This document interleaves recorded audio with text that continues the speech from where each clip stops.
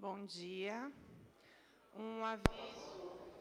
Good morning. Before we start, for those that need headsets, for the translation, the headsets are available right on the corridor on behalf of the steering committee of Internet of Brazil and NIC.br. I thank everyone for your participation and those that follow us through the Internet to the IX Fórum 12 that follows the 8th week of Internet infrastructure in Brazil.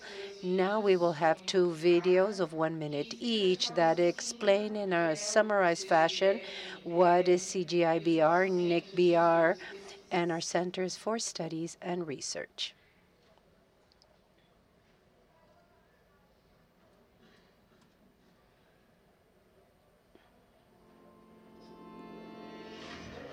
Can you imagine if you wouldn't have the right of freedom of speech? Your private data were announced without authorization, or if you have had your surfing filtered by commercial interests. Freedom of speech, privacy, neutrality of the network are very important for the internet, and these are one of the 10 main principles that are seen by the steering committee of the internet. Thanks to this, you have constant innovation, safety, and guidelines for the development of the internet. Everything is done in a cooperative fashion, transparent and democratic way. The committee has representatives of all the sectors of society. Decisions are made through dialogue with the participation of all the members until we reach a consensus. And the Brazilian model of governance has become a worldwide reference. CGI.br, a better internet for Brazil. When you register a domain.br, you're contributing to improve the internet in Brazil. Each domain that uses .br is registered by NIC.br, an information and coordination center of .br. In addition to registering domain, they see security incidents, projects of technology, and research that bring indicators regarding technologies of information communication and deployment of local exchange in the internet. And here we contribute with the global development of the web. Everything because NIC.br is a civil private entity with no a nonprofit, and it's stable and it's reliable, and the proceeds of the domain turns into development of infrastructure, bringing benefits for everybody that uses the internet in Brazil. All of this innovation, state-of-the-art technology, safety, and infrastructure is possible because you have a domain.br, nick.br, pursuing the best for our internet. We would like to remind you that detailed information regarding these projects and actions are available in our sites, nick.br and cgi.br. We will have now our sponsorship, and we will have the video from Abranet, the Brazilian Association for the Internet. How much can you put in a day? 24 hours, 1,440 minutes, 86,400 seconds. You're on a couch when you go to bed. Good night. This is everything that we could have in a common day until internet emerged. And here first you had the modem with its noise, and we would have to wait a long time. We have the DNSs. Here we have email. The chat become a success, and communication is instantaneous. There is new vocabulary, new brands, new sites, new portals, banks, supermarkets, stores. Everything is online. Nobody wants to waste time. The new celebrities of the internet emerge. Now we have internet transactions that increase exponentially. Well, what you could fit in one day is more than yesterday, is less than yesterday and more than tomorrow. Now, this is a moment to thank all the sponsors of this edition that demonstrate their commitment with the development of Internet of Brazil, supporting our initiatives and to broaden the discussions regarding the Internet. We would also like to thank Google, Abranet, and Oaths, Cisco, TEDx Extreme, Seaborn, and PS Finzar, MTT Communications, GlobeNet, Facebook, Angola Cables, Technique, UPX Technologies, Telxius, and LA30. Thank you very much. Now we would like to call Demi Getko, the chairman of NIC.br.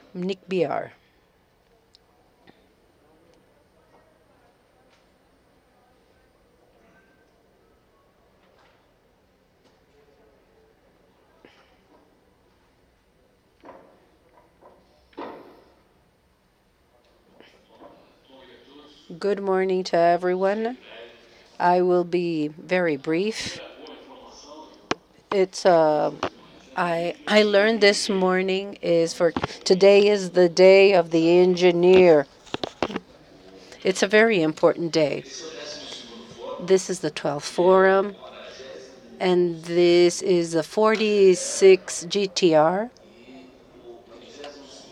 and the 32nd GTS, and it's very good to see that these things remain. In the beginning, GTR, GTSs were volunteer groups that were engaged in basic activities that were very central of network management and also safety, and this volunteer work is a characteristic from the Internet that comes from the beginning. People like to cooperate. This is volunteer. These are volunteer efforts to have good guidelines and norms to resolve problems. And we are very fortunate to see this still working. Now, this forum has existed for 12 years. And this forum has a number of branches, the technical branch. We will have talks about the update of the situation, and we will have something that is very important. That is the dialogue that is amongst everybody. This is a networking, so people can talk to each other through coffee breaks. And I believe that trust emerges when people are able to meet each other and to talk. Now, in this event, I believe that you have the schedule in front of you.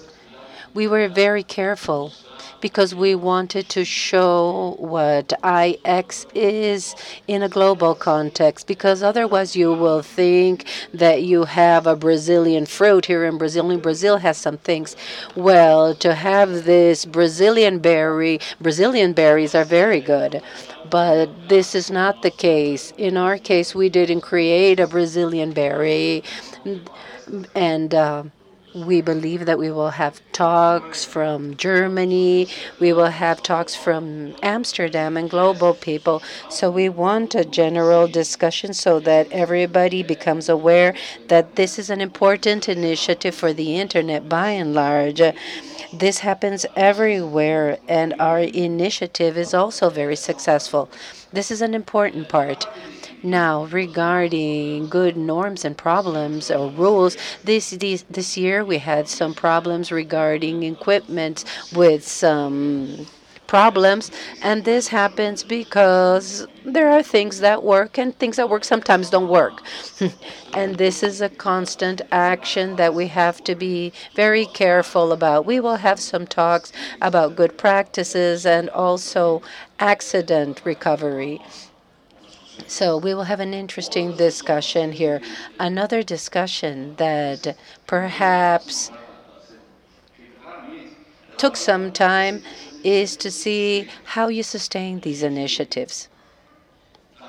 We are trying, at least from the support point of view, from the operational cost to view, to generate some type of support and sustainability.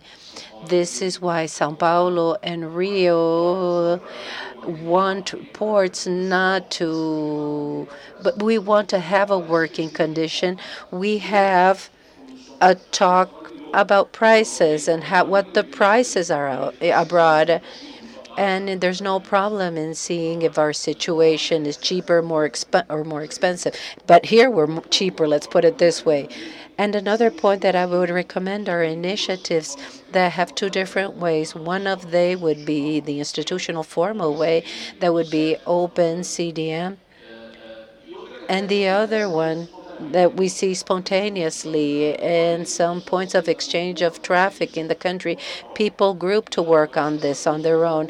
These two things will merge at a given moment because it is important to be able to deliver attractive content in places that are not very populated and that the costs are divided amongst participants, giving benefits to everyone. So this is part of the program, something that started last year that we will continue this year and shows the sectoriality of the process and engages all the areas of NIC, not only CEPT or the registry, is the Safe Internet Initiative. This is doing fine. We have an expert that was hired to help us, that is Gilberto, and Cinetele Brasil, Abranet. A number of people participate in this initiative. I encourage you to take part of this talk. And we also have a North American expert that worked in the root servers in the beginning of ICANN and the network. John Brown, he will have his keynote speaker. He will be the keynote speaker tomorrow. And I believe that he is one of the person that has been engaged from the beginning and knows about the internet in details and knows all the importance of the process.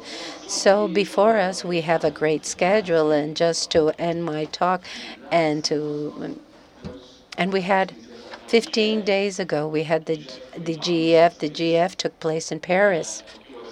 And what I would like to highlight of the IGF was a talk of Antonio Guterres, the Secretary General of the UN now, and the talk of Emmanuel Macron, the French president, that spoke an hour and something, and he gave us technical details, something very rare to see in a president.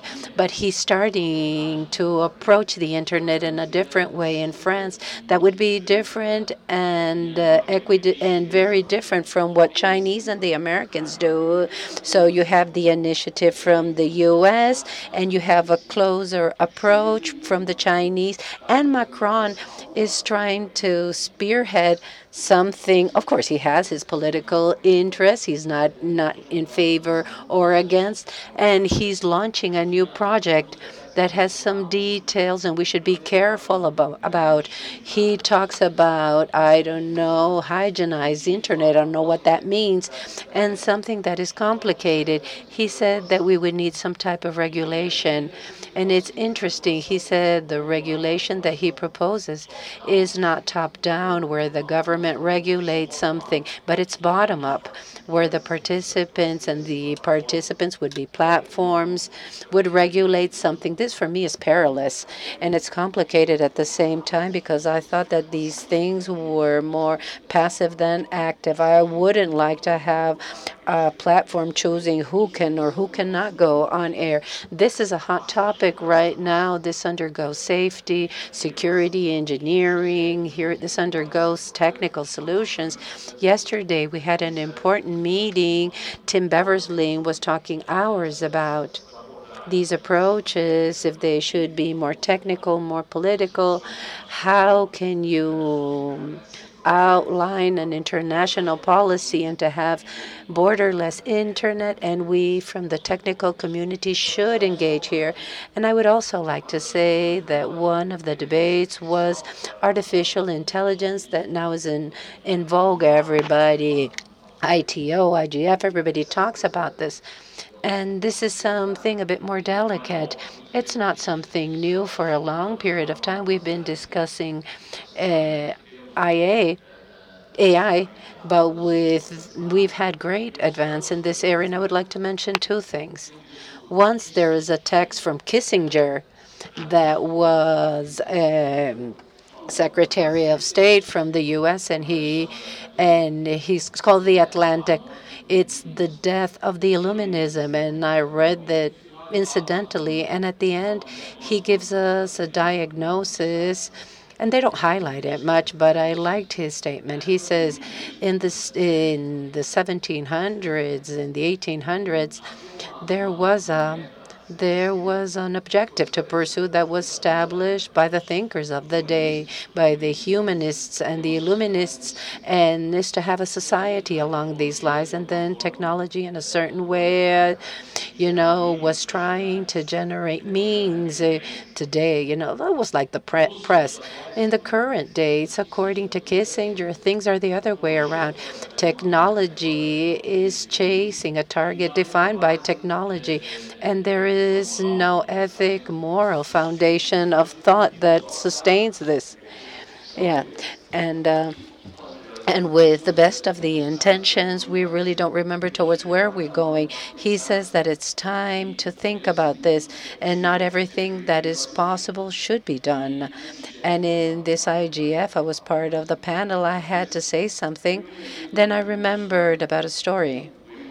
There is a poem from Jorge Luis Borges called Golem. Golem is a science fiction story. Perhaps you saw it somewhere. The Golem in Prague. There was a rabbi that wanted to protect the Jewish community of Prague, and in those days you would do this. So he decided to use clay and to build a human through clay, and this humanoid, he wanted it to have life and to have characteristics, and he involved in his poem. He says that to create life, you would need to unite the letters that make up the name of God. It's like breaking the password.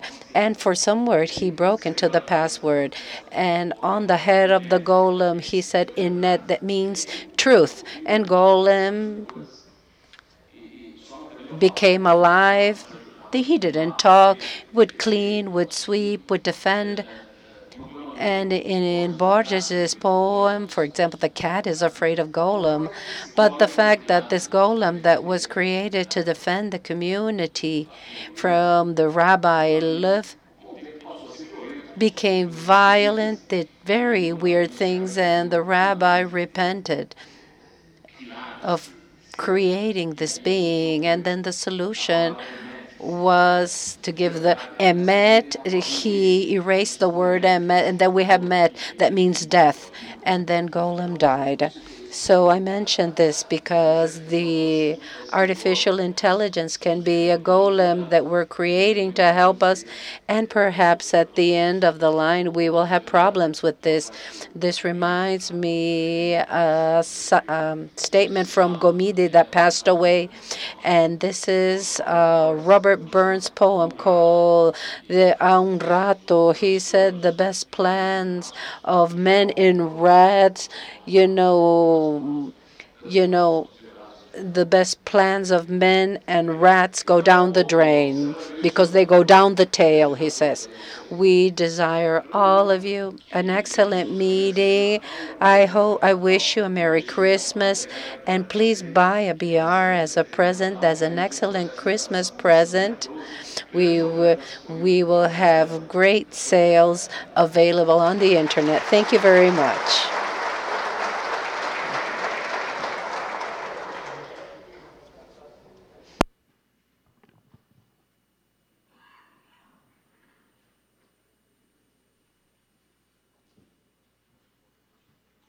Bom dia, pessoal.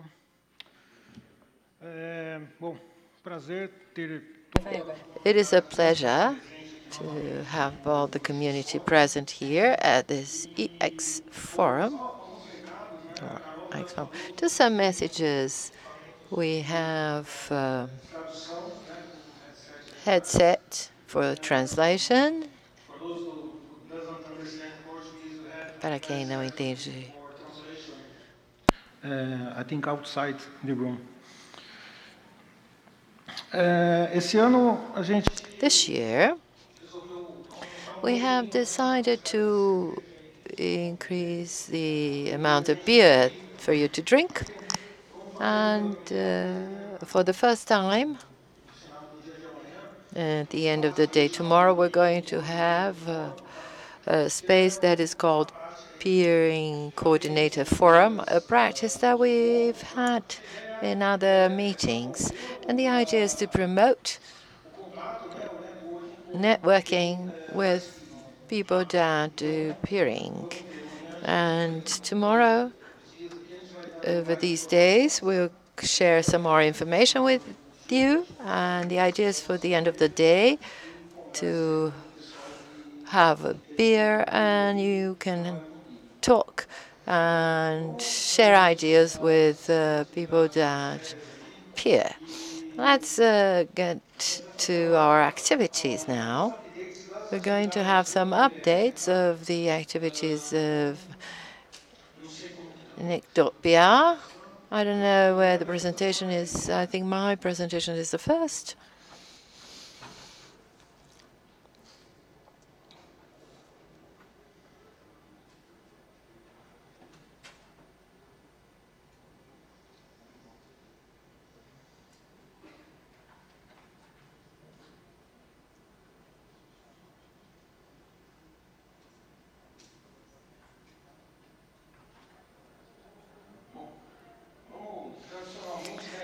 Well, traditionally, we open our activities talking about growth, how we have evolved from last year to now. This year, we've reached a peak of 6.11 terabits per second, a global growth of IX.br of 65%, and yesterday we had a 5.7 peak, which would account for a 54% growth. As to growth, well, that's very linked to São Paulo, but I'd like to highlight growth in other locations. My idea is not to take locations that are still developing, the small ones.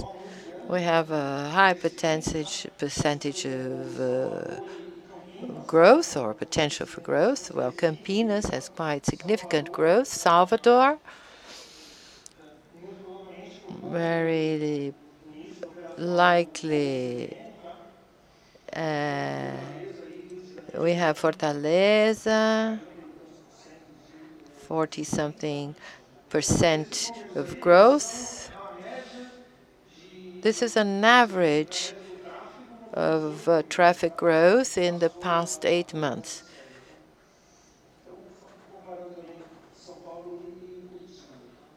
And São Paulo and Curitiba. This is important because this is a location, because we don't have a large number of content providers, but we have quite a lot of traffic. Regarding connected ASNs, we have throughout Brazil in the past 12 months a growth of 17% in the year, which accounts for 915 new ASs. Of these new ASs, not necessarily the new one have connected in IX.br. We've had more additional 538 connections and ASs. The repetition of ASs connected, we had 515 more connected. We have highlights, percentages for some locations.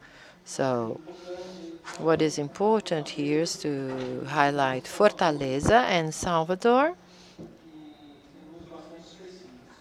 whose numbers are quite significant. I thought about information on some places. Won't have time to address them more comprehensively, but anyway, in Rio de Janeiro, to me, the highlight was the true start in operations of the Pixels installed at the port.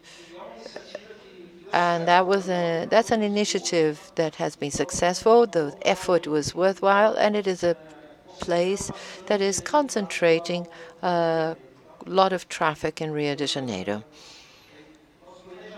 Our plan for 2019 in Rio is to start the implementation of optical fiber with 200 gig channels, because they have some connections that are reaching their limit in terms of our operations with 10 channels.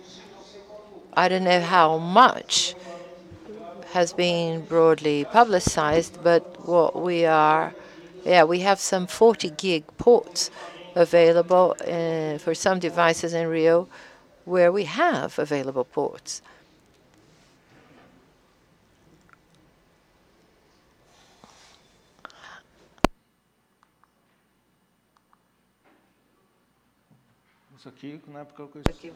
So,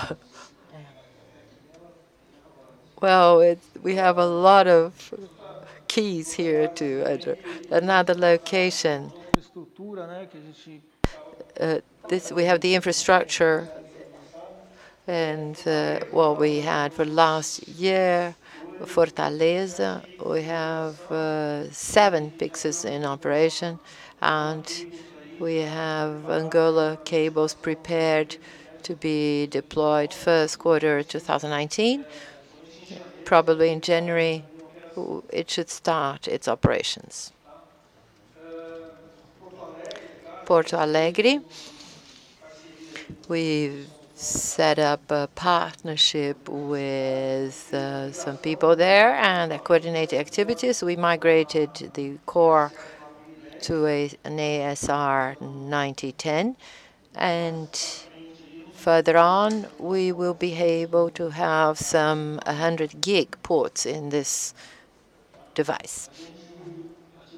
We've actually started 3 locations this year, Maceió, Teresina, and São Luís, totaling 31 new locations. Now, to talk a bit about São Paulo now, we have completed. We still have a last step of the migration process of the route servers. Because of the initiative for a safer internet, we will talk about this at a later panel.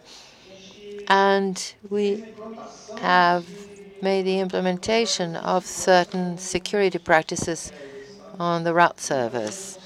And for us to be able to do that, we needed to change the version of the software, throughput, processing capacity, and also having all the necessary technical requirements. This is a project that was run quite carefully. So we had various steps, and we've changed the devices one by one. And currently, we have all the route servers running the version 2 of Bird. We still use the multi-process version. We have 3 instances of Bird running, especially for V4. And the final stage of this process will be our reducing from 4 route servers to 2. And we will maintain 2 active ones and 2 in standby. If we have any problems with the equipment or the machines, we can start operating with the others. They will have the same IP address, and the load of the connected routers will be reduced. If we find other choices for technology or equipment that supports our workload regarding route servers, we may have other 2 with a different technology. But currently, we only managed to complete all the actions using Bird. More recently, we were at LX, where we had the Bird developers, and I made a comment, which was the following. I would like IX.br to be a headache for people that develop the route servers, but unfortunately, it's the opposite. The standard for them are the large IXs from Europe, where they have a number of participants of about 800, between 700 to 800 participants, and our number is almost twice as much. And actually, rather than our being a nightmare to manufacturers, we have the nightmare to find a solution. I would like it to be the other way around. Regarding infrastructure, the optical channels, we have about 13.6 terabits per second installed in our São Paulo network. We had been noticing in the past 2 years the reduction of 1 gig ports. From mid this year, what we notice is the reduction of 10 gig ports. On the other hand, we have a significant increase in the 100 gig port number. So it's interesting to see. So people that have a number of 10 gig ports added, more than 6 ports, they are actually moving on to 100 gig ports. We have deployed 3 new PIXs in São Paulo, Senti, OData, and Equinix SP3. SP3 is called PIX or 6. This has generated some kind of controversy in our community, but I'd like to say the following. There have been an adjustment that we made with Equinix regarding the way we would be operating, regarding the needs for resources and infrastructure in the data center, and the solution adopted was made to be totally transparent to the participant. The idea is, rather than having a physical cross-connect, we would have a connection that would be logical. Another interesting thing is the World Cup, 2018 World Cup, that we suggested to Global TV Network to expand their capacity. They have 300 gig links connected to PTT, and we doubled that. We installed DCI equipment in each one of these connections, and we moved on to 600 gig in terms of capacity. And that was really cool. We reached peaks of 550 gig during the World Cup, and the feedback from global people gave to us was that they had no problems of bandwidth restriction influencing quality. So all of those who obtained the global content via IX.br managed to get the best quality possible. So they were very pleased with that. In Rio de Janeiro, we have band or less bandwidth, but we were far from having any kind of bandwidth restriction. I'd like to share with you some comments on the instabilities, problems that we have been facing this year in our network in São Paulo. This actually has great repercussion to the community. I think it is important for us to analyze the history that in 2016 we changed the technology. At that time, we had to make a change. because devices that we had no density of 100 gig ports that were necessary for us to operate. And the traditional devices then, if we were to maintain the same line of devices equivalent, that would be outside our budget. What have we decided? So the market started operating with 100 gig devices using what we call the silicon market. They are standard chips that allow you to lower the cost of the equipment. That was our choice at the time. We chose a family of devices. We analyzed the offer of all the market players at the time, many using technologies, the same base technology.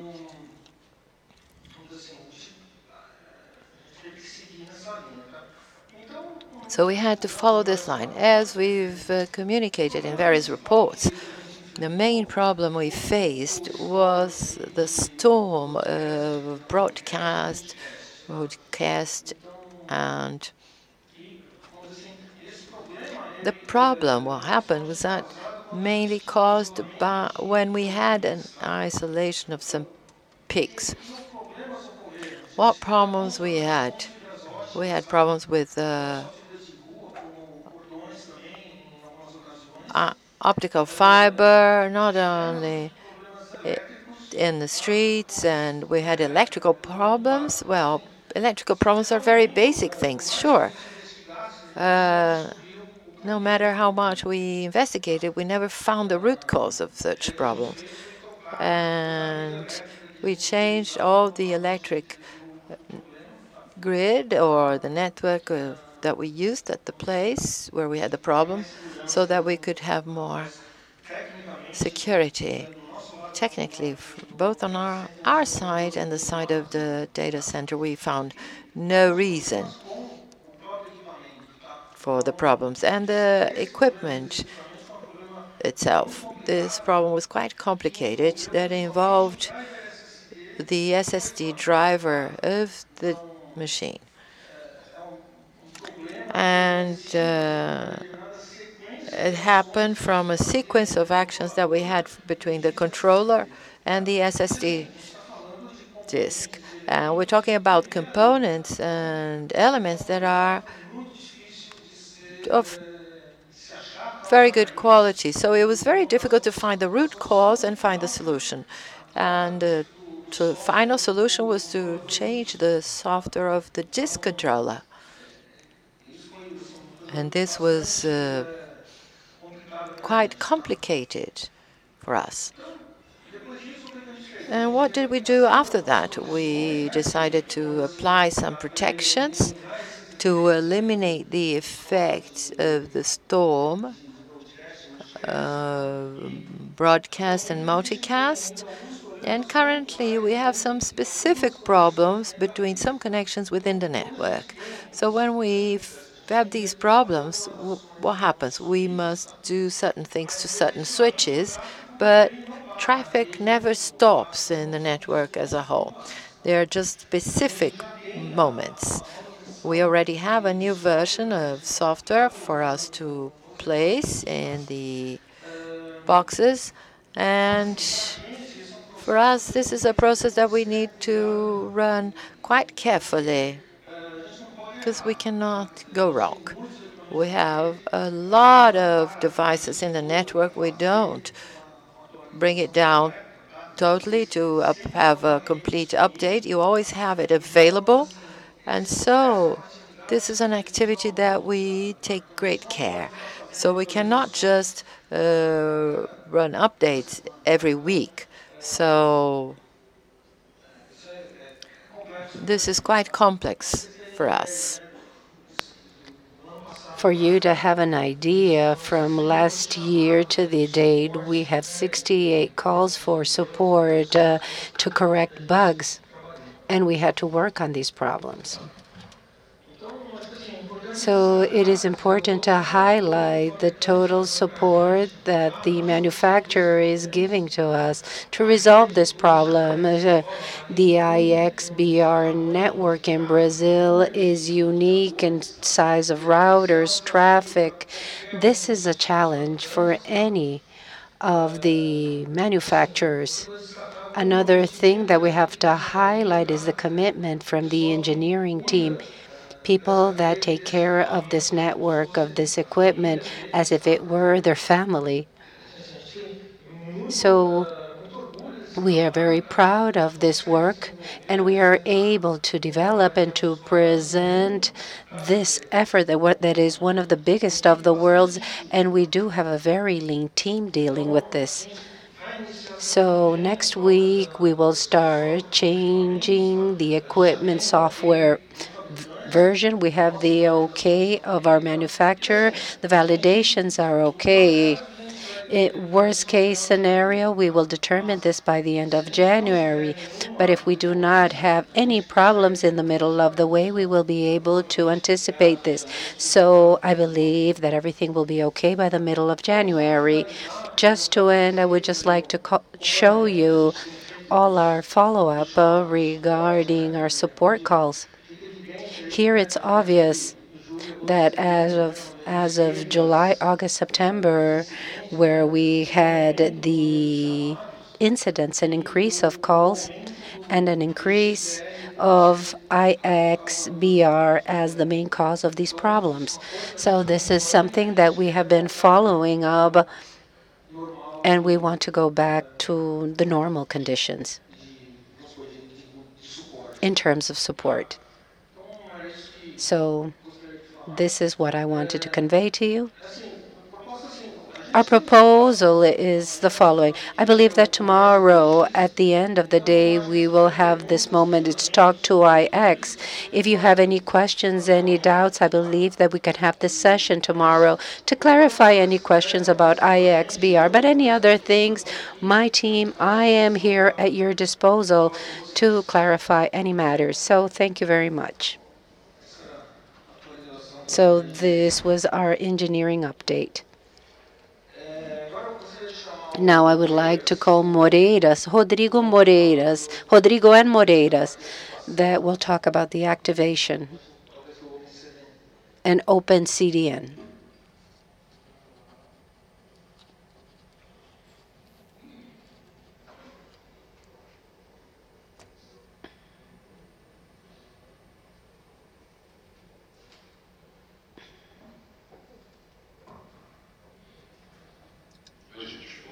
Good morning to everyone.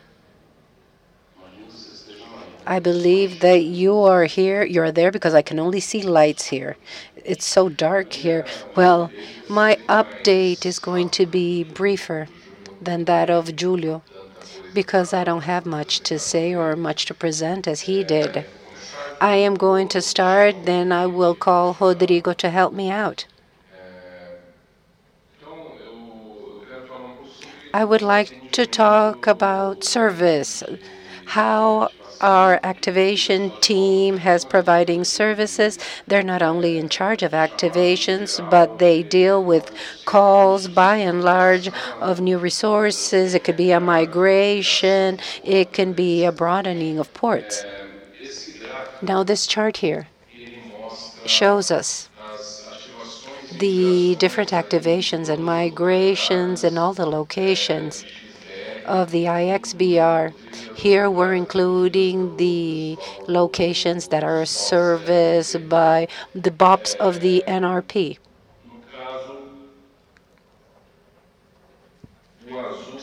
The blue line would be closed calls month on month, and the red lines would be open calls month on month. And in this chart, we can see the two past years, 2017 and 2018. We did not observe a main change of volume calls between 2017 and 2018. We do have seasonal changes, but nothing very relevant or very different from one year to another.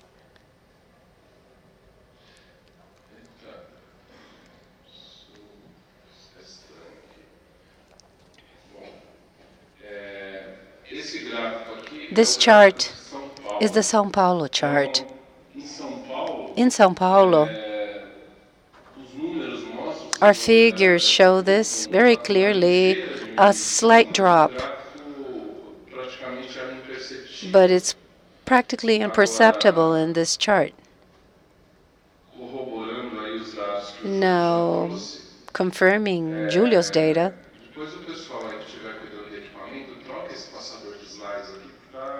could the people from the technical team change this, the slide pointer? Well, here we're confirming Julio's data. Rio de Janeiro presented a great increase of calls. And this also happened in Fortaleza. Could you please change the slides?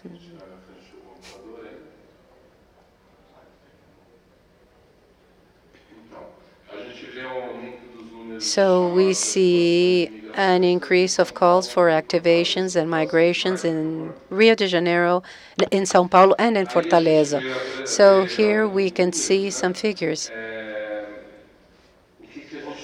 So what do we have? Activation and migration calls. In São Paulo, we had 1,506 calls serviced by our team in 2017. These were 1,616. There was a slight drop in the number of calls. It was very slight, actually. But on the other side of Rio de Janeiro, they had 378 calls, vis-a-vis 239 of 2017. Fortaleza, they had 124 calls in comparison to 53 in 2017. These are activation and migration calls. If we were to consider all the calls, in São Paulo, we had 2,921 serviced by my team, and last year there were 2,901, so we had 20 more calls. In Rio de Janeiro, they had 568 calls serviced this year in comparison to 378 last year, 190 more calls. And in Fortaleza, they had 174 calls serviced this year in comparison to 83 last year.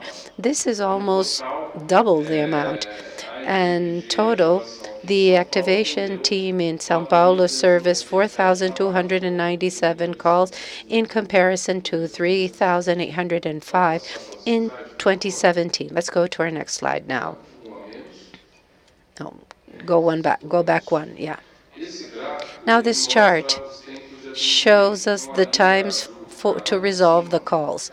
The blue line shows us the number of calls that were closed, and the green and the orange lines shows us respectively the average and the average time the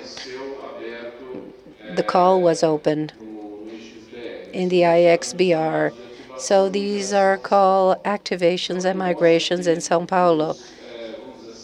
Here we can see the times to resolve the call were constant during these 2 years with very slight seasonal variations. Rodrigo, would you like to come here to help me and to talk about OpenCDN?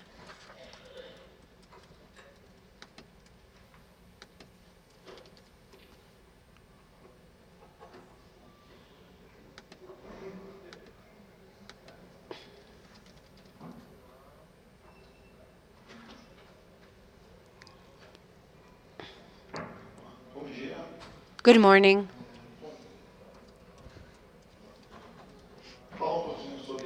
Now we will talk about the OpenCDN initiative.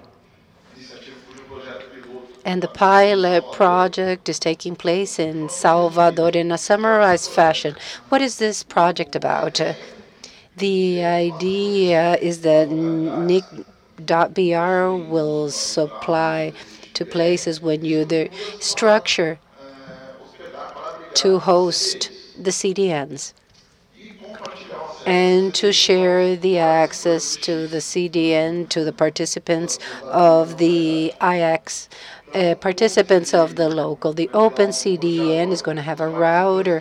The IX participants, if they want to be part of the project, they have the BGP session with an open CDN. The open CDN will convey the routes of the CDN to the participants and the participants to the CDNs, of course.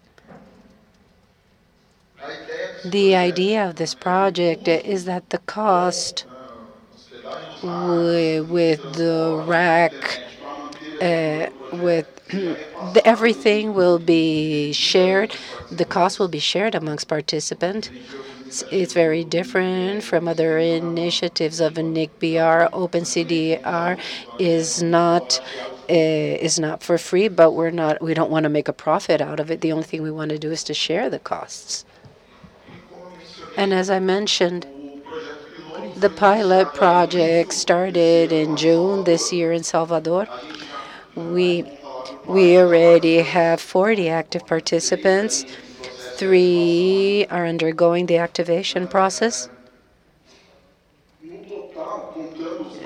When we count the connected participants and their customers that are autonomous system, the project has already deal with over 100 autonomous systems, 40 directly, and the other 60 would be the indirect ones that are the customers. Now, when we see the number of prefixes that we receive, we have over 320,000 end users and will be serviced by the project. If we consider, for example, the use of CGNet, this number can even be higher. Today, we only have 2 CDNs as part of the projects hosted that are Google and Akamai. If we have representatives of CDNs that want to be part of the project, can talk to me, can talk to Moreira during the event, so we can exchange ideas and try to broaden the amount of services that are being provided. Now, regarding traffic, we had peaks of 700 gigabytes of traffic, but 10 giga would be the target because some of those CDNs have seasonal behavior. Therefore, the behavior of the traffic can change. It can go up and down. Now, the participants that connect to OpenCDN, well, in average, they exchange 150 to 100 mega of traffic. So there has been a great increase in participants.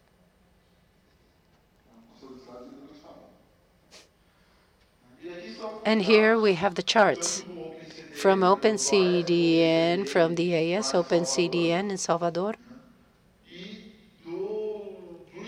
and the IX. From Salvador as a whole, the IX aggregates, if you see the yearly charts, here you can see it. Here,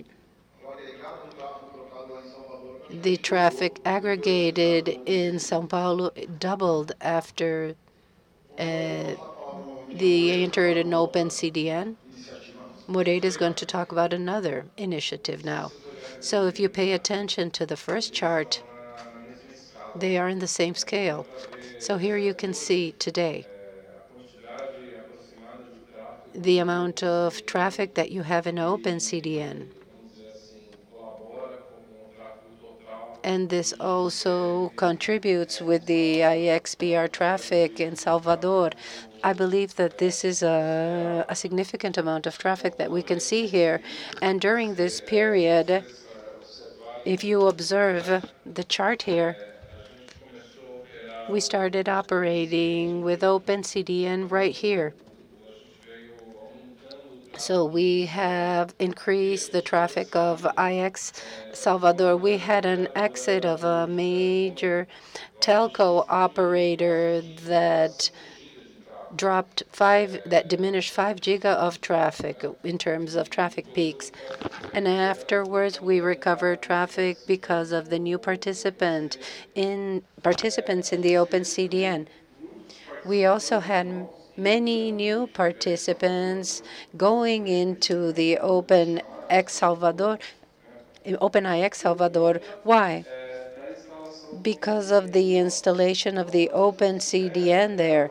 And we consider that up till the date, this project is a success. Although it took us some time to deploy this pilot project, I believe that up till the moment, everything has been very successful. We would like to have more CDNs, and we would like to remind you that the idea is to share within this model. The cache model that you have in Google is a model that they use within a network of a provider. But here we're able to share with a number of ISPNs as if they were traffic customers. I believe that this model could be useful for other CDNs. In the beginning of the project, we focused on talking to the bigger CDNs, but now we're interested in talking with everyone now.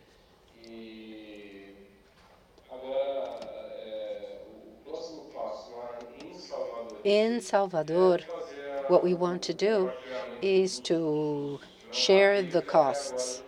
That was something that we hadn't been doing yet. So everybody that is participating is participating without cost. But as of January, we'll start sharing the cost. We will send a contract. We will give the amounts. And we will start using this model. And we hope that everything works out perfectly. Now, the last matter that I would like to comment with you here, that is something very brief that I would like to say. Could you please project the next slide? We are launching, during this event, these booklets. We're talking about a number of booklets. This is the first of many. We will have a series about internet infrastructure in Brazil. So this booklet is organized as a Q&A, and this first booklet is talking about a subject that is, and many providers have doubts about this. But when we participate, for example, in regional providers meetings, a frequent question is about the allocation. What documentation do I need? How do I do this? Why is it difficult? Do I need a consultant? Do I not need a consultant? How do you define your rules? Can I have more IPv4 after the first allocation? So there are a number of questions. This matter. Thank you very much.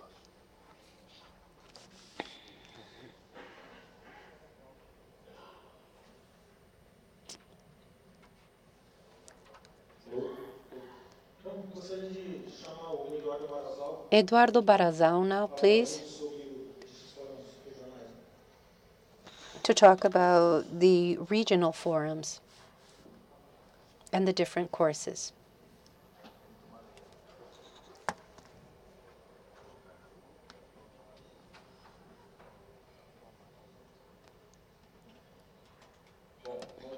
Good morning to everyone.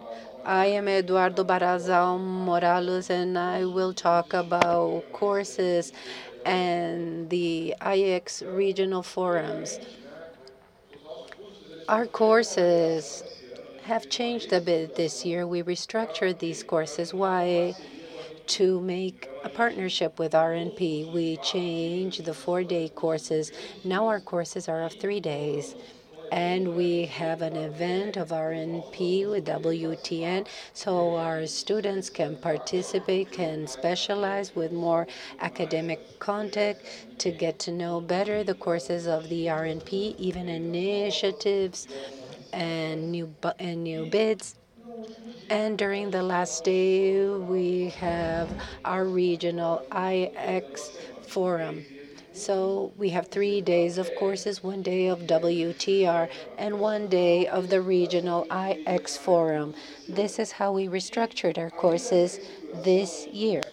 In addition to restructuring, we started now to put sponsors in our courses and partnerships. And this is a way for us to run throughout Brazil, publicizing our sponsors and actually taking some content from our sponsors and talks and the IX Fórum that is regional, and so that we can disseminate the information throughout Brazil. So we had this new structuring. It was quite successful, and we'll probably continue next year. And we'll have the possibility of having partnerships and sponsorships to take the course throughout Brazil. So we have this new format of courses. Regarding courses,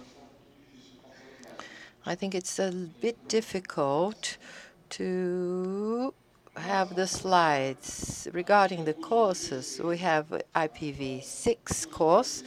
IPv6, we have the EAD. E-learning, we launched last year, and we continue with this EAD. And this year, e-learning, we have over 2,000 participants with almost 500 student certificates.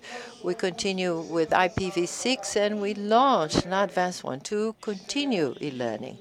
There was a request from students because the basic course we had at e-learning did not contemplate all the contents we taught in our live course. So we created IPv6 Advanced so that we could give continuity for those that were distance learning students. And there was a requirement for those that go through IPv6 that is advanced. So for the next students, those that want to do our live course that is advanced, they should do the e-learning, our EAD course.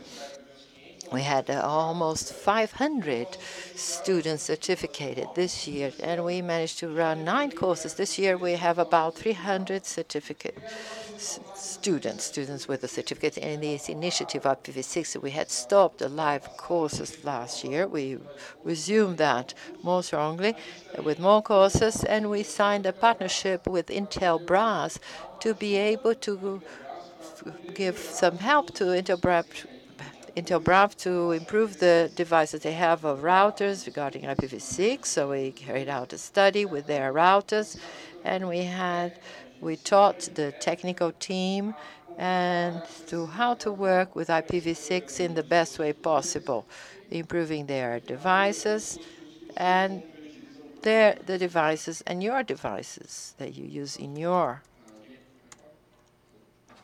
companies.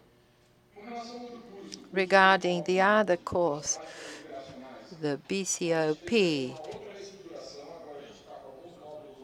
operational practices, so best operational practices. So we have some new modules and we have some new contests. We started working with hardening of equipment. That was a requirement from our NIC.br to move into that because we had a lot of attacks regarding invasion of routers, ICPS, and we should disseminate this content to ISPs to reduce the number of attacks in Brazil. So we started the initiative of Safe Internet. We put the manners content and also contents of hardening equipment. With the new structure, we had 8 courses this year, and we certified 257 students. Regarding the IX Regional Forum, the last day, students have to participate, and it's open to the general public. And we had 10 events, and we went to the north, northeast, southeast. We traveled quite a bit. Tried not to repeat so much what we had done before. And we set up these 10 events, and we had 700 participants, all learning about networking and always trying to understand the region and see how NIC.br can help the region and how we can transform IX to better serve the community. If they need a creation of new PICs, if we need more publicity to attract more participants, checking the possibility of creating an open CDN and disseminating knowledge on what IX is. Many times people mix up IX with a new CDN projects. So create an IX in my city in a given place, thinking that when an internet exchange is born, it comes with contents. It comes with all the CDNs. And we have this role of disseminating, and the community should help. Not enough to create only IX. So once we create it, we have to adhere to the project. So we start having information and data exchange. So we should have the partnership, or we would like to have the partnership of everyone. So we are traveling throughout the country, and we intend to maintain our regional IX forums and having a greater outreach to other regions that we have not yet reached this year. And lastly, our international events that we took part this year. We had the LACNIC that we had prepared for the course of anti-spoofing, the hardening and manners, and we have practical tutorials and trying to have experiences with IVNG, how people can prevent attacks, best security practices so that for people to take so that they cannot be attacked or exploited in simple ways.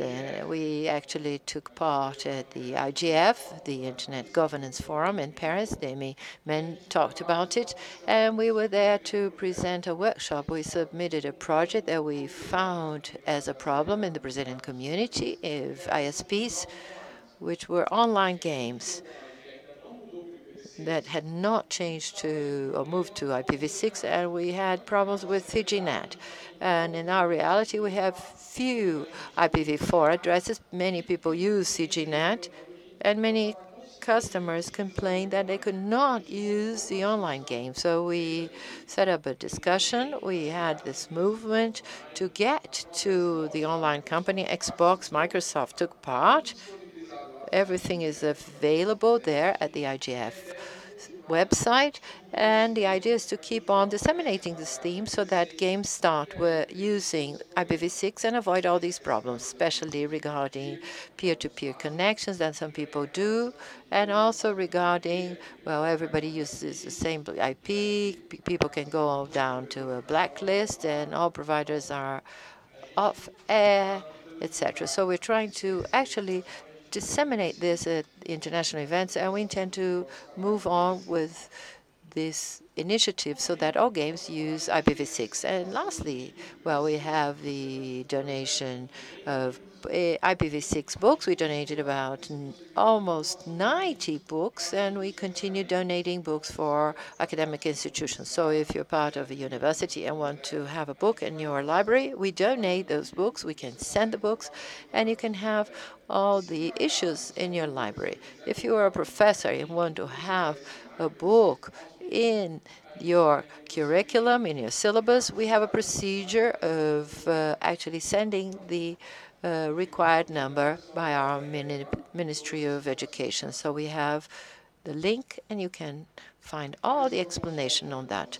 Here are some photos of our events that we've been to this year, and this is what I wanted to share with you. Thank you.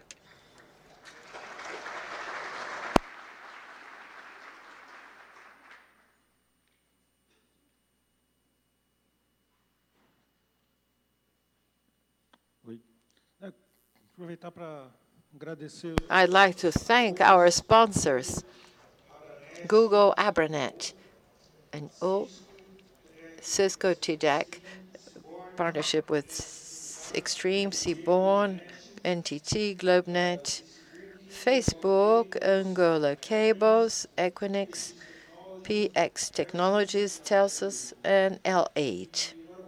I'd now like to invite Ricardo Patada, who will give you an update on our scarce numbering resources.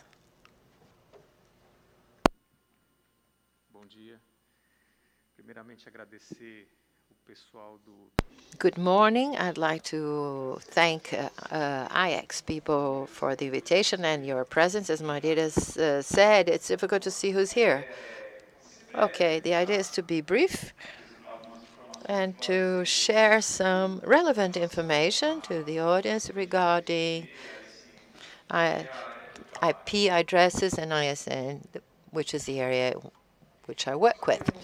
Just to set the scene for you,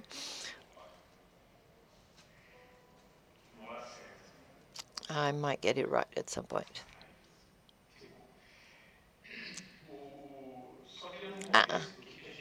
To set the scene for you of what we do, it's not an isolated thing. We are in an ensemble of organizations that do similar work in the world.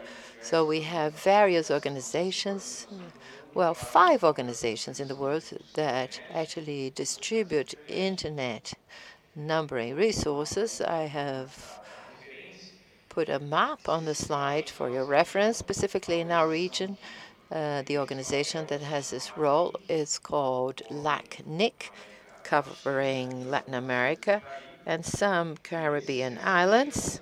And in this region, we have 2 organizations that make this distribution within the countries themselves. They are called National Internet Registry, NIR, that can be seen in some documentations. And we have NIC or NIC.br that performs this role in Brazil.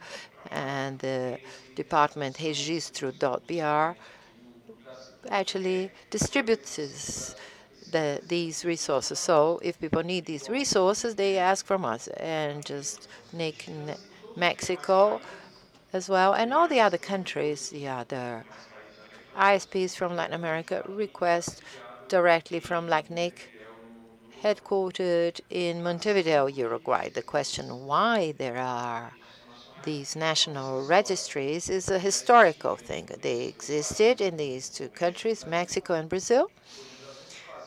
We had organizations that made this distribution before the creation of LACNIC, for reasons of how these countries connected to the internet, etc. LACNIC, after it was created in 2002, recognized the importance of these organizations and incorporated in its structures, thus maintaining this service.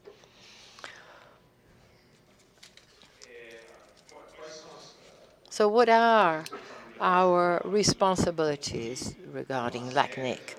Comply with the allocation rules, Moreira comment, and Julio as well.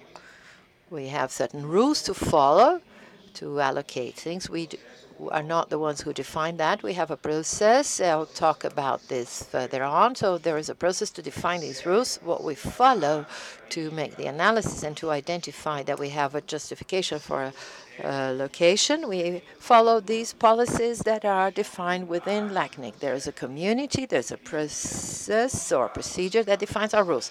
And in our case, they are ratified by CGI, and once they are published, we comply with them. Another point that also generates certain queries is regarding costs for allocation.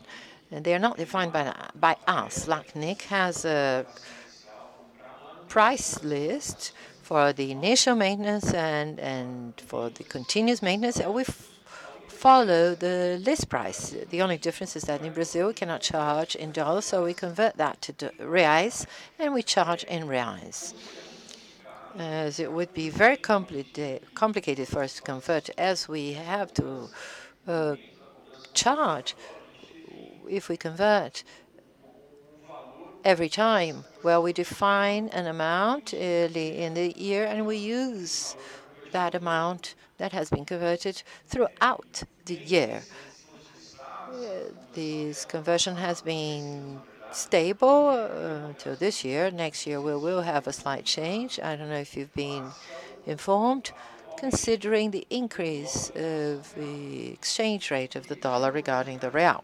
Why is this important to us? Because we transfer a percentage of this money to LACNIC, part to pay for NIC service, and another part is actually transferred to LACNIC. So once we transfer it in dollar, we have to pay some dues, and we try to keep up with the exchange rate regarding real, and we have some responsibilities regarding NIC. So this is just to clarify things to you.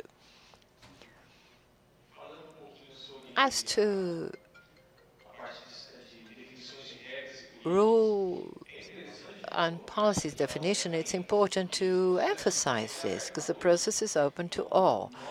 We here can take part.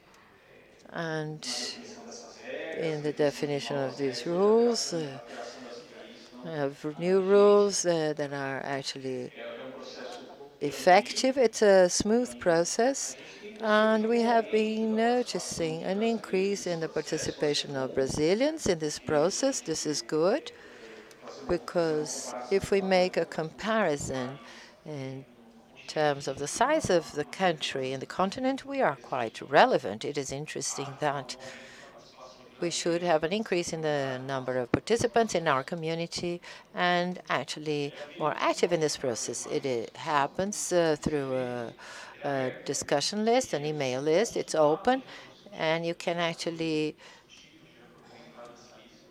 refer to what has been discussed. Define that as transparency. You can see what has been discussed. This is actually archived and available. And we have a discussion within this discussion within the list is I've put something there for any language. So that's a debate that came up recently. Well, not being a barrier in terms of language. Well, anyone can write in English, Portuguese, Spanish, and we adapt. If somebody wrote in Spanish, we do not understand, we have translation tools. This is not a barrier for people to participate. This translation course that we've had to translate from Spanish to Portuguese, the person will have vice versa. So we share that with everyone. And what we have seen since we started NIC in 2002, well, language has never been a barrier. It may create additional work, but it is not something that would prevent people from participating. People write in English, Spanish, or Portuguese, and we adapt. And the community is quite open. It will not create restrictions for people to write in a language that is not their own mother tongue. Part of this process also envisages presentation and measuring ideas at a live forum, which we call a forum of policies. It's a live meeting in different cities. Everything is broadcast on the web. We have online participation so that nobody is excluded. And after that, we have a process of comments, and the board ratifies everything once these rules that have been discussed and approved are effective. We've had some changes in this process that have been quite recent. The process previously was the following. We discussed on the list, and then we presented at a policy forum, and then we measured the acceptance or not of a given idea, which is so-called the consensus, that we call consensus, and this has recently changed. In the past policy forum, that has been changed. Now we have a period for an idea to be discussed, both on a discussion list and also in the forum, and then this measurement of acceptance and consensus regarding the idea is also measured on the list. So the people that possibly cannot take part in the live forum can express on the list whether they accept or not a given idea or proposal. So I have some time frames for your reference, and you can measure now the acceptance of a new idea. So this consensus has a statement, what it means in the text in the policy development. Before it was an open idea, there was no definition. Now we have a definition there. The idea is the following. If there is no rejection, a technical one, and there is a demonstration of acceptance that is reasonable in the community, the idea moves on. Just briefly, for your reference, these are the rules or proposals of policies that have been discussed this year, 2018. I have a list there. I won't go into details here. We have everything. You can find everything on the link below. These actually have been approved and ratified, and they are actually effective.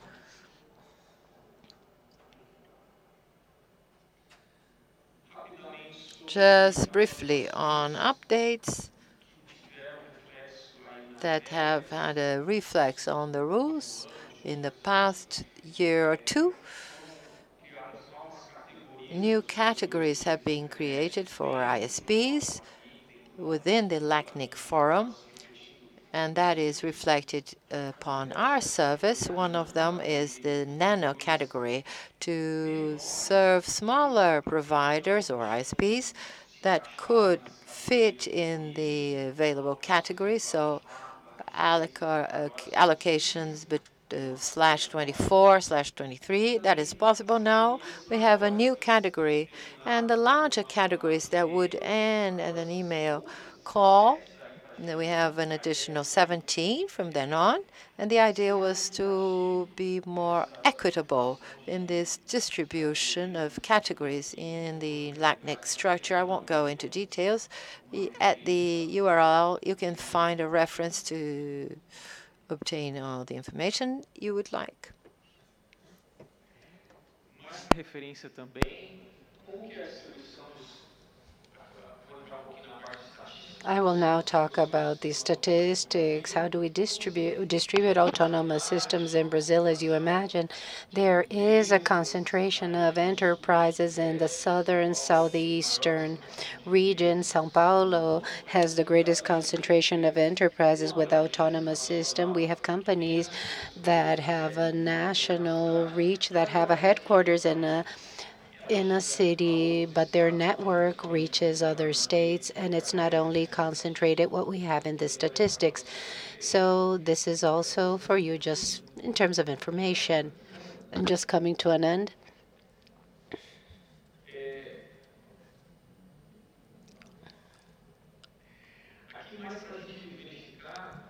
This is to observe the growth. We observe significant growth in the number of autonomous systems, and here it is reflected in the number of allocations from IPv4, IPv6, IS, and addresses. This is data from since 2010, and here the chart on the left-hand side shows you that most of the autonomous systems in Brazil have the allocation of IPv6, although not all of them use it. At least they've made the first step. So here it's divided per category. The biggest is 100% because it's a smaller amount, but even the smaller ones already have allocated 80% of their IPv6, and this is very good. Here, how is the distribution of these providers in the different categories as expected? Great part of them are in the small and medium-sized categories. We are aware of this. We know Brazil. We know that there are a great amount of small providers in very remote areas, and they are the ones that have a very important role in the internet penetration in Brazil, and here it's reflected in the amount that has been allocated. I wanted to show this chart so you could see the amount of requests that we serve per year. Here, the peaks. This is the sum per year and the smaller ones that are divided per month. They have increased, but they're above, around 1,500. Why did I put this? Because I want to show another chart. It is very common to think that there is a barrier to receive these allocations of these IP allocations. But if we analyze in terms of figures, for example, it is very low, the amount of requests that are rejected. So during the year 2018, 1,800 requested that we received. Only 26 were rejected out of them because they did not meet the rules. As a matter of fact, there are others that we canceled the request because the person didn't answer, the person disappeared, or even the person asked to close the ticket. But which, as a matter of fact, were canceled because they didn't meet the rules, very low, less than 3%, around these lines.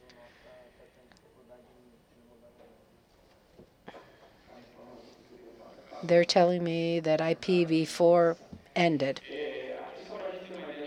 Just for you to see the amount of allocations, 966, a bit higher than what Julio mentioned. He said 915. Perhaps we have allocations from the month of December that haven't been accounted from.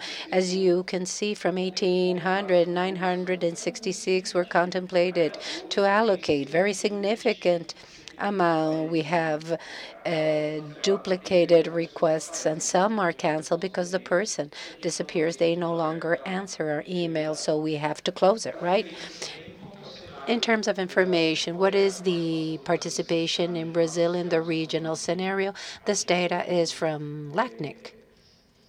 Here we have 60% of IP addresses allocated in Brazil when we compare it to the region. 70% are IPv6, and 69, practically 70%, are autonomous systems of the region are present in Brazil. And perhaps the part that is of your interest is, when is IPv4 going to end? The information is from the LACNIC address. They have in this URL all the statistics showing you what are our projections based on the volume of allocations, the pace of allocations currently. There are a number of mathematical scenarios, but the most likely would be December 2019, but this can change based on the pace of allocations that we see currently. We are in the stage 3 of the process of depletion. So we didn't want the depletion to happen suddenly and to cause a greater impact than what is causing. And on stage 3, we only have initial allocations of these IPv4. Okay, so this would be it. So if you have any comments, I believe that we will be at your disposal to talk to you. They're already showing me my red light. That means that I've run out of time. Thank you very much.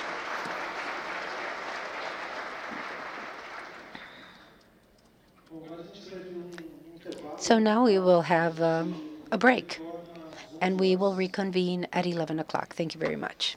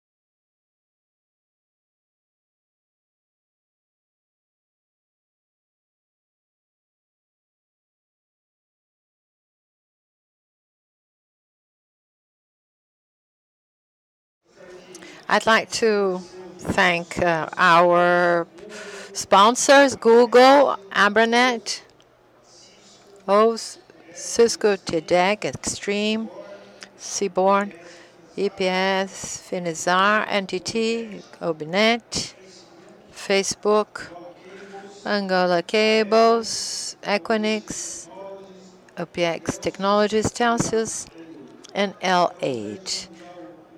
I'd like to invite Christian from Finizar, who's going to talk to us about 400 gig. Christian, please, por favor.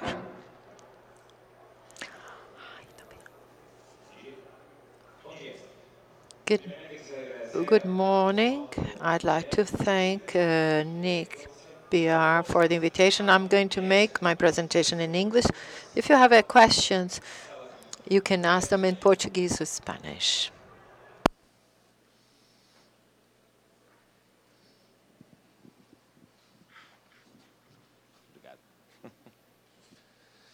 All right, so I'm here to speak about 400G optics and the trends that we are seeing in the market as the industry transitions from 100G to 400G.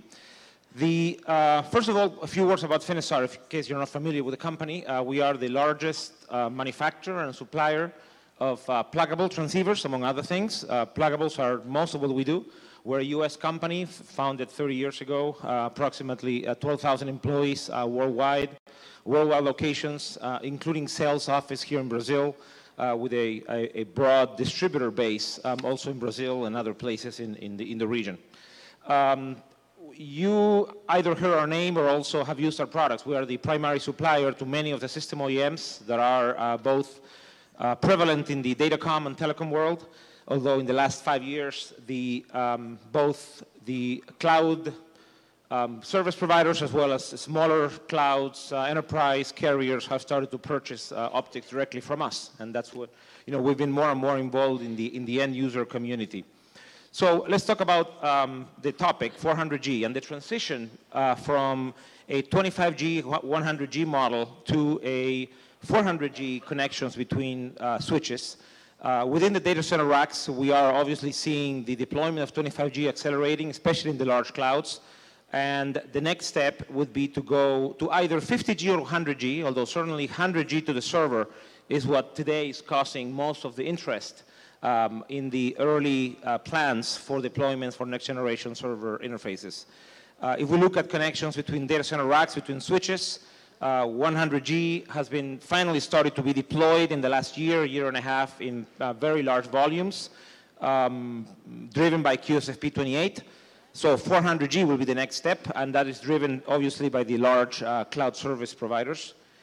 And then long spans, or DCI, where 100G and 200G coherent interfaces, and certainly NIC.br talked about that, those deployments earlier today. The next step will be 400G connections between data centers, and then presumably 600G or even 800G after that. So I'm going to touch on a little bit of different trends in many of these areas of data center networking. First, a few words on what the analysts are saying. Deloro in particular, this is Ethernet ports, not specifically optical transceivers, but there's certainly a correlation. So this is port shipments in switches in millions of units. If you see 2018 there's still a lot of 10G being deployed, being shipped, although that's certainly decreasing in the next 5 years. We're seeing the majority of the volume still being driven by 100G and 200G. That 200G could either be 200G max or maybe dual 100G. So high density 100G is part of those port counts. And then 400G, you can see at the top there, starting to be taking numbers, showing numbers, 2020 and moving forward. If we zoom in that 400G deployment data, their predictions is that large clouds, the top 4 cloud service providers will certainly drive the volume the next 5 years. Will the rest of the cloud world, VIII in China and other places, driven there starting to appear there in the green bar, and then large enterprises starting to make some indent there in 2021 and 2022. So again, this is Deloro forecasting Ethernet port shipments at the switch level. So this is driven, obviously, at the, in the physical domain, driven by the transition of high port count switches that today have 32 ports of 100G with QSFP28 ports. And that, again, is finally being deployed in very large volume in the last, I would say, year and a half by those large cloud service providers. And that will continue for a while, of course. We're only getting started with 100G.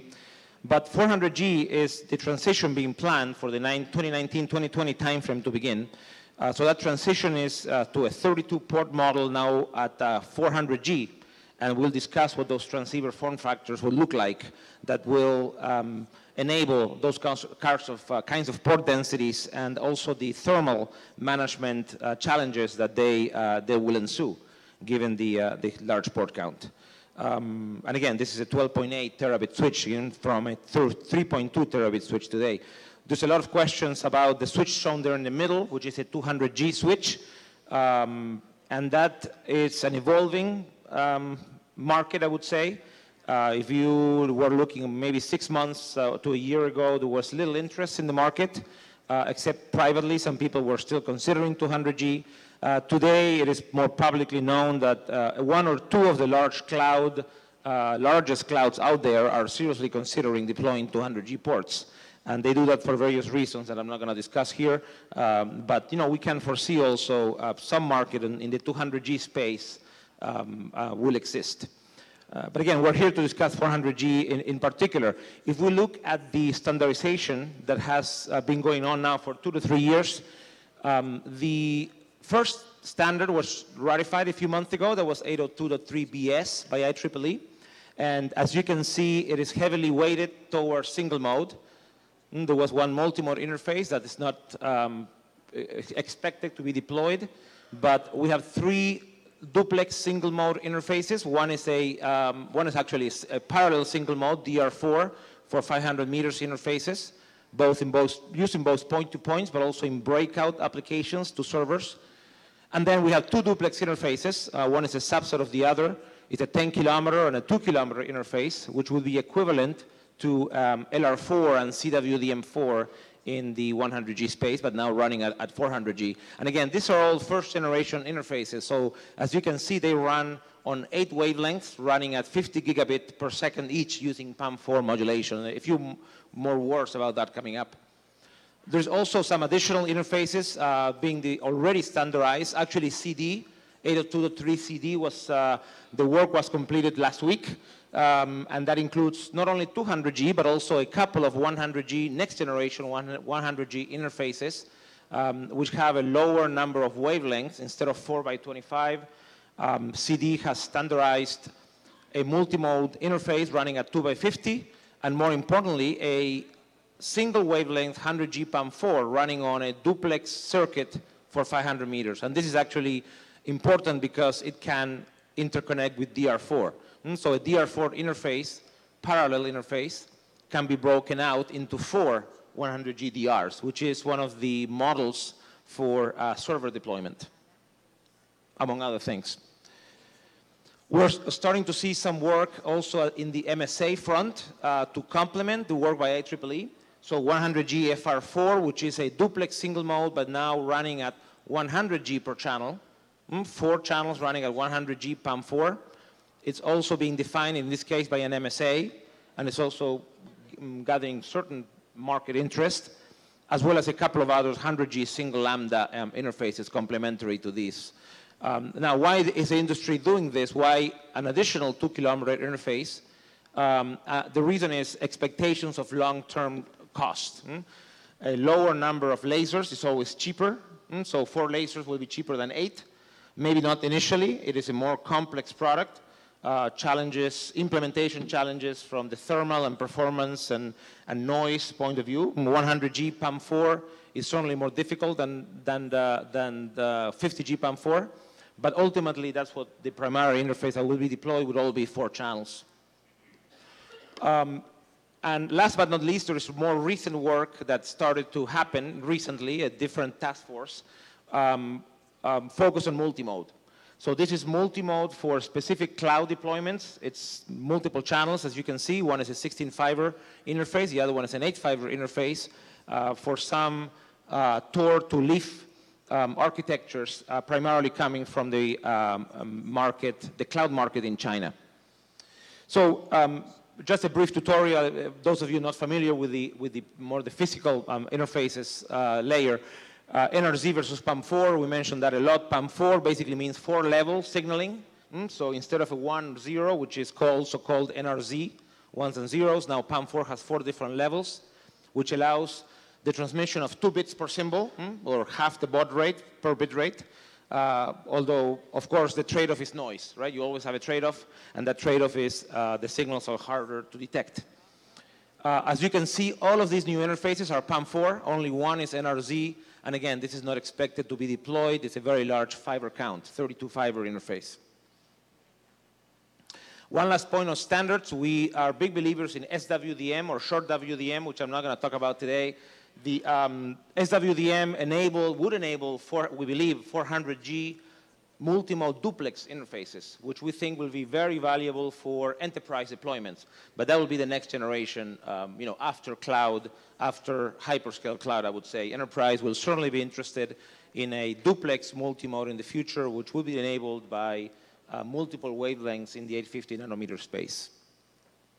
The technologies expected to be used in these interfaces are VCSELs for short reach, silicon photonics for anything under 1 kilometer, and then traditional DFB, DML, EML lasers, kind of like what today is being deployed at 100G for anything under 40 kilometers. And I will talk about longer distance in a little while.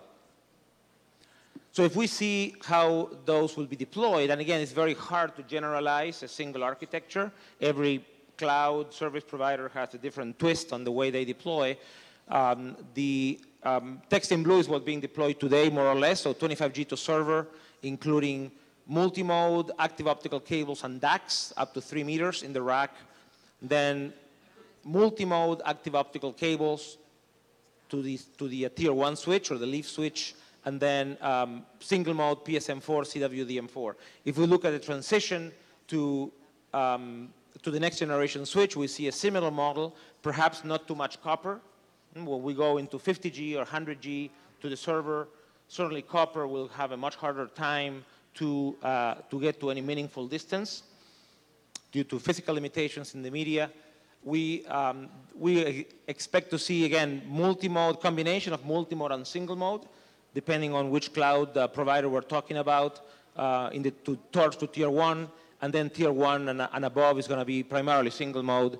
Again, FR8, FR4, DR4, as well as coherent and things like ER8. ER8 is a 40-kilometer interface that is starting to be standardized at the IEEE.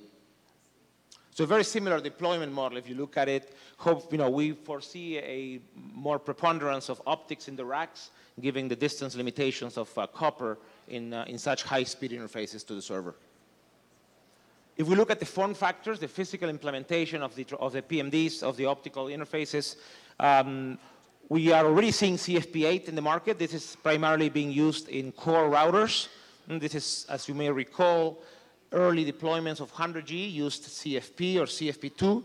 This is a similar module to a CFP2 called CFP8, which again you will see in some of the core routers for 100G.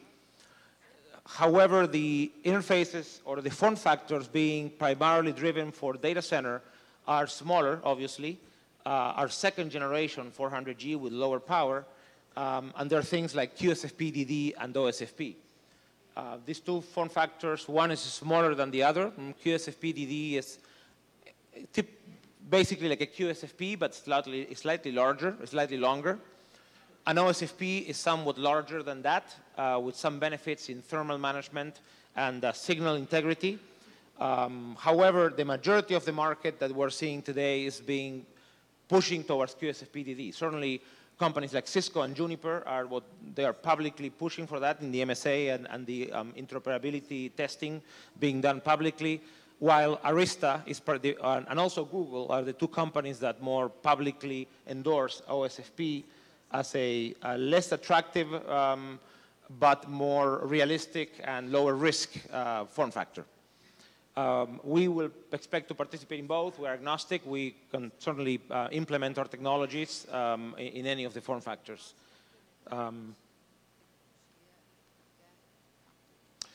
So there's a lot of, these are our recent finisher demos, although there are certainly similar demos by other companies. These are a couple of optical shows that happened in 2018 in the US. This is OFC and ECOC. Certainly saw a very large variety of different optical interfaces, not only 400G, but also 200G and even single wavelengths, 100G, that were being demonstrated. Finisar was by no means the only one. There are many other vendors doing this, including in semi or public settings like interoperability demos being done by the various MSAs at these shows. So the ecosystem is very active, and there's very healthy development and investment going on in this space. Another question we get normally is, onboard optics versus pluggability. When certainly, COBO is something that the industry is following. COBO is an MSA for optics on board. There's certainly talk about co-packaging now in the industry. So, when are the optics going into the system instead of being pluggable, like we were used to for the last 20, 25 years? So, onboard optics are not new. In fact, we've been shipping onboard optics, very large volumes for many years into the supercomputing space. So it's something that has been used by the Fujitsus or the Crays and others for a while. They are not pluggable, obviously. They are mounted directly on the PCB, and they've been typically being implemented using VCSELs, so very short reach. How do you achieve higher bandwidth? You have a flexibility of either increasing the number of channels. So today, 16 channels are already being deployed using VCSELs.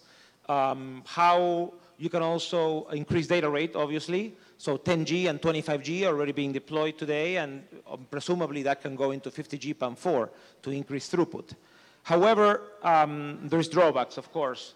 The benefits, obviously, is port density and also power. The fact that optics are closer to the ASICs on the host means that the power dissipation of those optics is lower. They need to drive lower currents to get to those chips. However, you lose the flexibility of pluggability. And so given the amount of development going on in the industry, I think it has been settled that 400G will still be pluggable. The industry is looking at not pluggable on board, maybe for 800G, maybe beyond that, 1.6 terabit perhaps. But certainly 400G, the primary, except for some specific applications in the AI space and supercomputing space, the majority of 400G networking, the vast majority, will still be pluggable and will still be a similar pay-as-you-grow model that we all have been used to, again, for the last 20 and 25 years.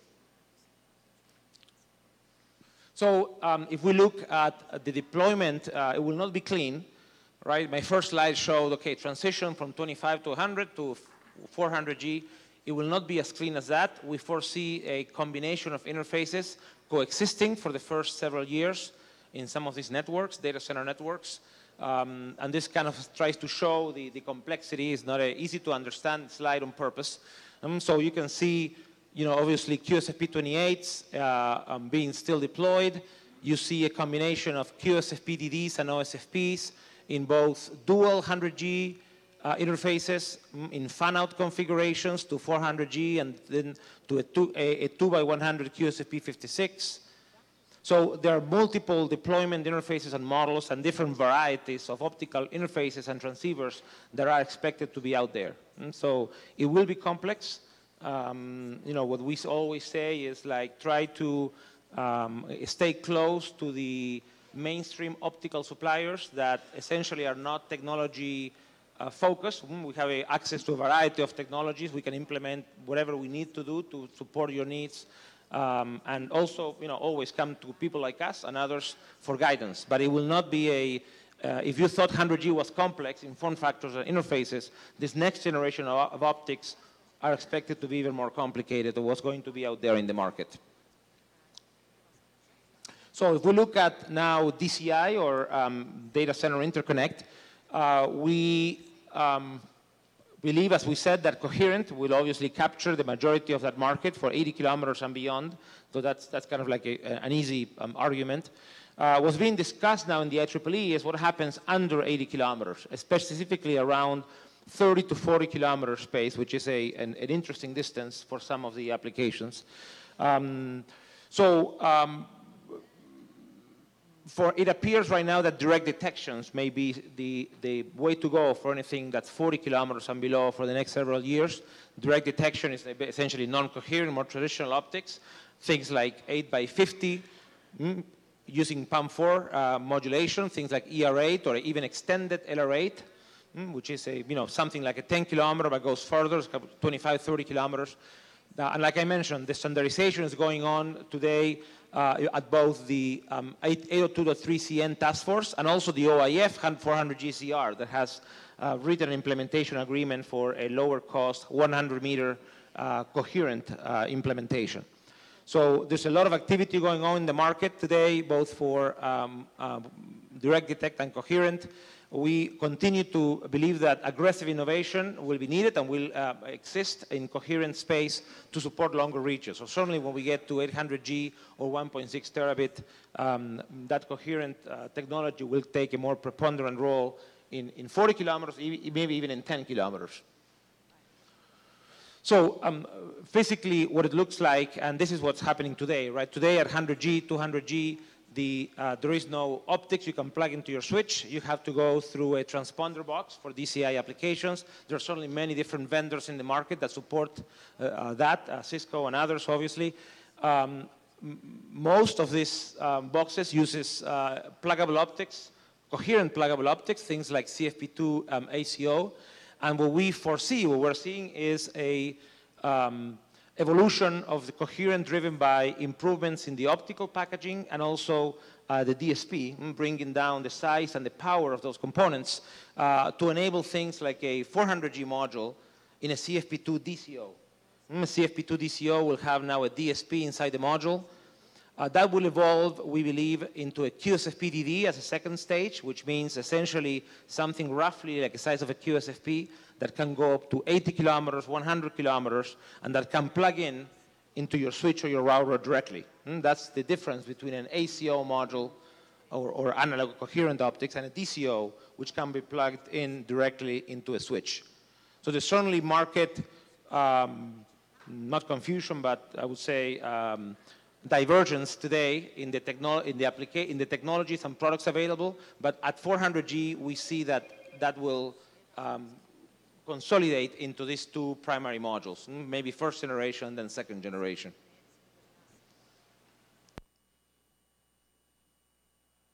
So how about what's coming next, right? I'm not going to talk too much about 800G, but we're already starting to think about it, both in our optical companies and also in the standards. That will be transitioning to certainly 100G into the server, but then 800G interfaces between switches, also 32 ports. It will be the assumption. And the question there will be, will pluggable be feasible? Again, will it be pluggable? Will we have to go into much denser optics that are now on the host? And the jury, I think, is still out on whether we go board mounted or also called onboard optics. And of course, if we have to go that way, this will reshape the optical business model for all of us, not only in the optical space, but you as a user will have to have completely different planning to be able to buy optics from day one in your switches and pay that cost up front. Or of course, if it's pluggable, we'll have to define form factors and so on. There's already work going on defining the electrical interfaces for these modules. That work started recently in the IEEE. It's a new task force called 802.3CK. And this CK is standardizing a 100G PAM4 electrical interface now, which has severe challenges to be implemented, but those will be ironed out, hopefully by the IEEE. Again, to enable 8-channel modules, presumably pluggable or maybe on board.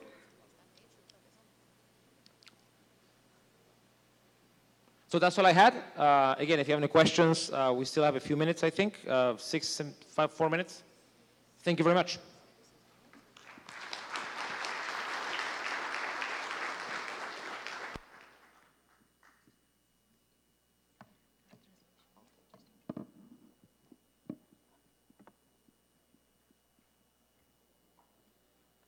Christian.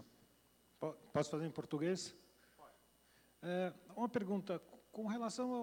I have a question regarding power consumption of transceivers as the speed increases. I'd like to know, you expect to have an increase in the consumption of power in the devices? They have to adapt?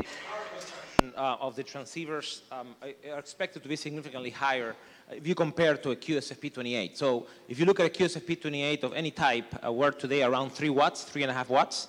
For a single mode transceiver, there are 2.5 watts for a multi-mode transceiver running at 100G.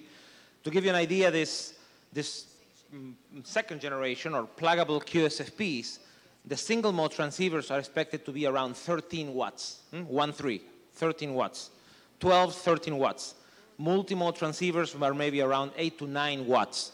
So it's significantly higher, and certainly these MSAs defining the module, QSFP-DD, also OSFP, are taking that into consideration. They have to essentially be able to fit that power envelope into their implementation model of 32 ports. So a very sophisticated cooling will have to be implemented by the hardware vendors. If we look at coherent, we also see an increase in power, not so much of an increase, but we expect a 400G coherent module, anything that can go maybe 80 to 100 kilometers to be around 15 watts, 1.5. Although if we move to applications supporting hundreds of kilometers, maybe 500, 600 kilometers, the expectation there is there will be around 20 watts. So that's why you may need something larger like a CFP2 DCO instead of a QSFP-DD. Okay, thank you. Uma perguntinha sobre CFP2. A question on CFP2 DCO. Finisar, do you have plans of having CFP DCO? Integrate to somebody else so that you have DSP, Finisar, or what are the plans for you? 200G, yeah. I publicly cannot comment too much about our plans, but I can tell you that we don't see a very large market for a 100G, 200G CFP2 DCO, given the fragmentation we have today at the system level. And again, I'm not gonna give you too much details about that. We see that the DCO implementation at 400G is probably a much more interesting point for the industry. So today we have CFP2 ACO transceivers, and we see that the majority of system OEMs, that's what they're using, and that's what they're supporting. Ok. Christian, acho que não temos mais perguntas. Christian, I don't think we don't have any more questions. I'd like to thank very much for your presence. Great report on technology updates. Thank you very much.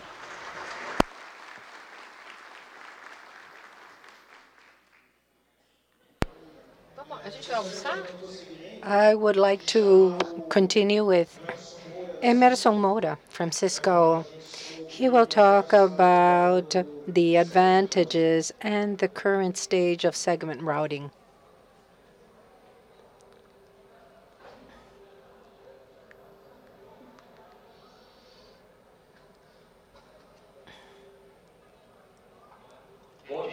Good morning. I am Emerson Moura.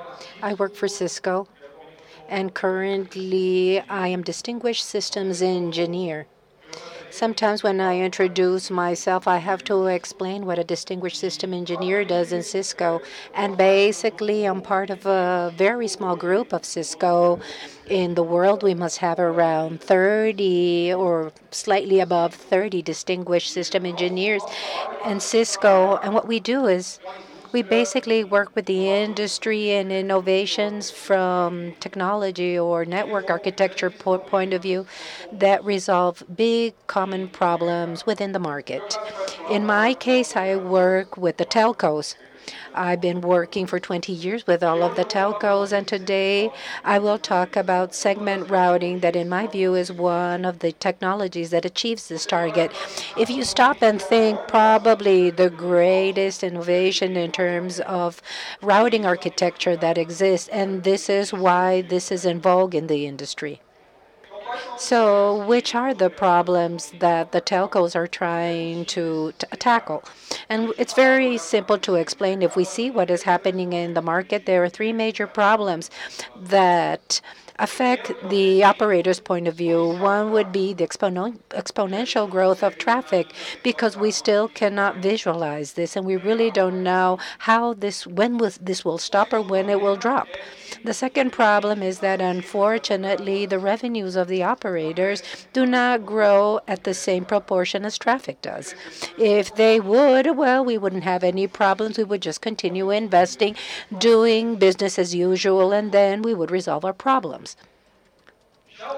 Now, the third problem here, I believe that it's a bit more complicated, because if we analyze the cost model of our telcos today, there is a component that is very difficult to tackle. That is the operational cost.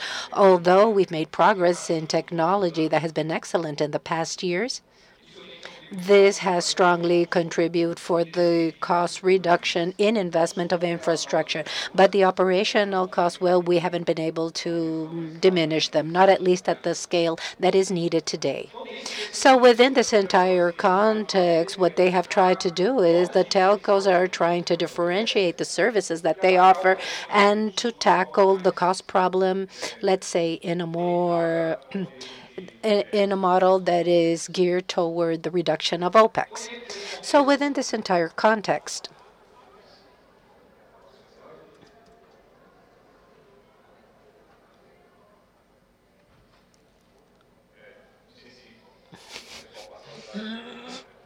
could you please go to the forward slide, to the next slide, because the pointer isn't working here. Now, the Cisco strategy here is very clear in the world of networks. What we have tried to do is to tackle the complexity of networks, and segment routing is a very important strategy of Cisco, and looking for other network architectures that are more interesting from the operations optimization point of view. There's a great movement from the industry, and I believe that many of you are aware of it. That would be the virtualization of network functions, with the objective of simplifying the deployment model of these networks and to use infrastructure that allows us to better share and to use much better our infrastructure, strongly focused on automation. So everything that we try to do today in Cisco, if you go to a Cisco event, if you read Cisco's literature today in our internet web page, I guarantee that you will not see one article, one page, or a presentation that doesn't talk about automation. Everything that we do sees automation. It wouldn't be different from the network point of view. Great part of our work is to create a more favorable environment toward automation, and in addition to this, to make the best of the tools, APIs, and interfaces that we know that other segments of the industry have been using very efficiently taking them to the world of network. So program is very important for Cisco. Within this code, here we have segment routing. Segment routing appeared more or less after the industry started talking about SDN. And I believe that that was the perfect match, because SDN proposes a more schedulable open architecture, and we have to bring this to the context of the telcos, where we have distributed networks that have SLA requirements, operational requirements that are not easy to deal with, and segment routing enables the possibility to have a schedulable network for an organized networks, because we need resilience. Another thing that segment routing does that I will mention is we look for operability with existing environments, like, for example, like MPLS. This could be a major innovation that could be deployed in a very simple fashion in existing networks. And it provides us tools that will allow the telco not also to optimize costs, but to offer differentiated services. There are some additional tools that were also included in segment routing so that we can resolve other operational problems that the telcos have to face. One of them would be capacity planning.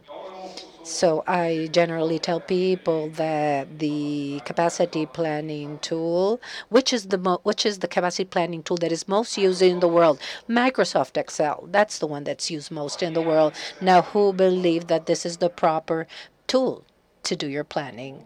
Any volunteers? Do you believe that this is the right tool? What is the difficulty that we do to plan our network? One is to understand the network. Excel only works based on information that somebody enters manually inside the spreadsheets. Now, the idea model that we have is to have an automation tools that collect information from the network, place this in a software, and we can apply different algorithms to understand the behavior, growth, failure scenarios within the network. So segment routing provides us this automation. And at last, something that comes together with segment routing. It resolves problems from the infrastructure availability point of view. So the question is, I said very good things about segment routing, but how does this work in practice? How many of you have heard of segment routing, actually? I expected more hands, so very few of you have heard about segment routing. Let's see how it works.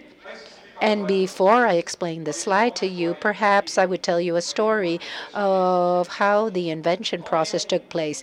There is a Cisco fellow that is the highest level within the technical career in Cisco.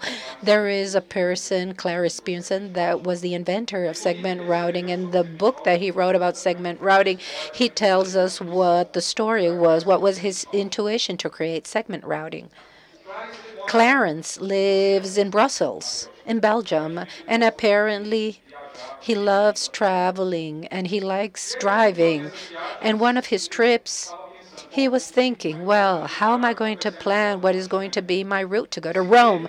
And according to him, what he does is he loves listening to the radio before when he leaves, he starts listening to the radio and he receives some news that, I don't know, that one of the stretches of his routes has a problem. Well, he is not going to start thinking what street, what deviation he's going to take. He's going to think about step by step of the alternative path he will take to Rome. He thinks, what is going to be my next destination in the middle of the way that can take me to Rome in a quick fashion? So in his mind, he thought, if the shortest road isn't an option, what I'm going to do is I am going to deviate to Geneva, and then I will follow the shortest path to Rome. And this is segment routing.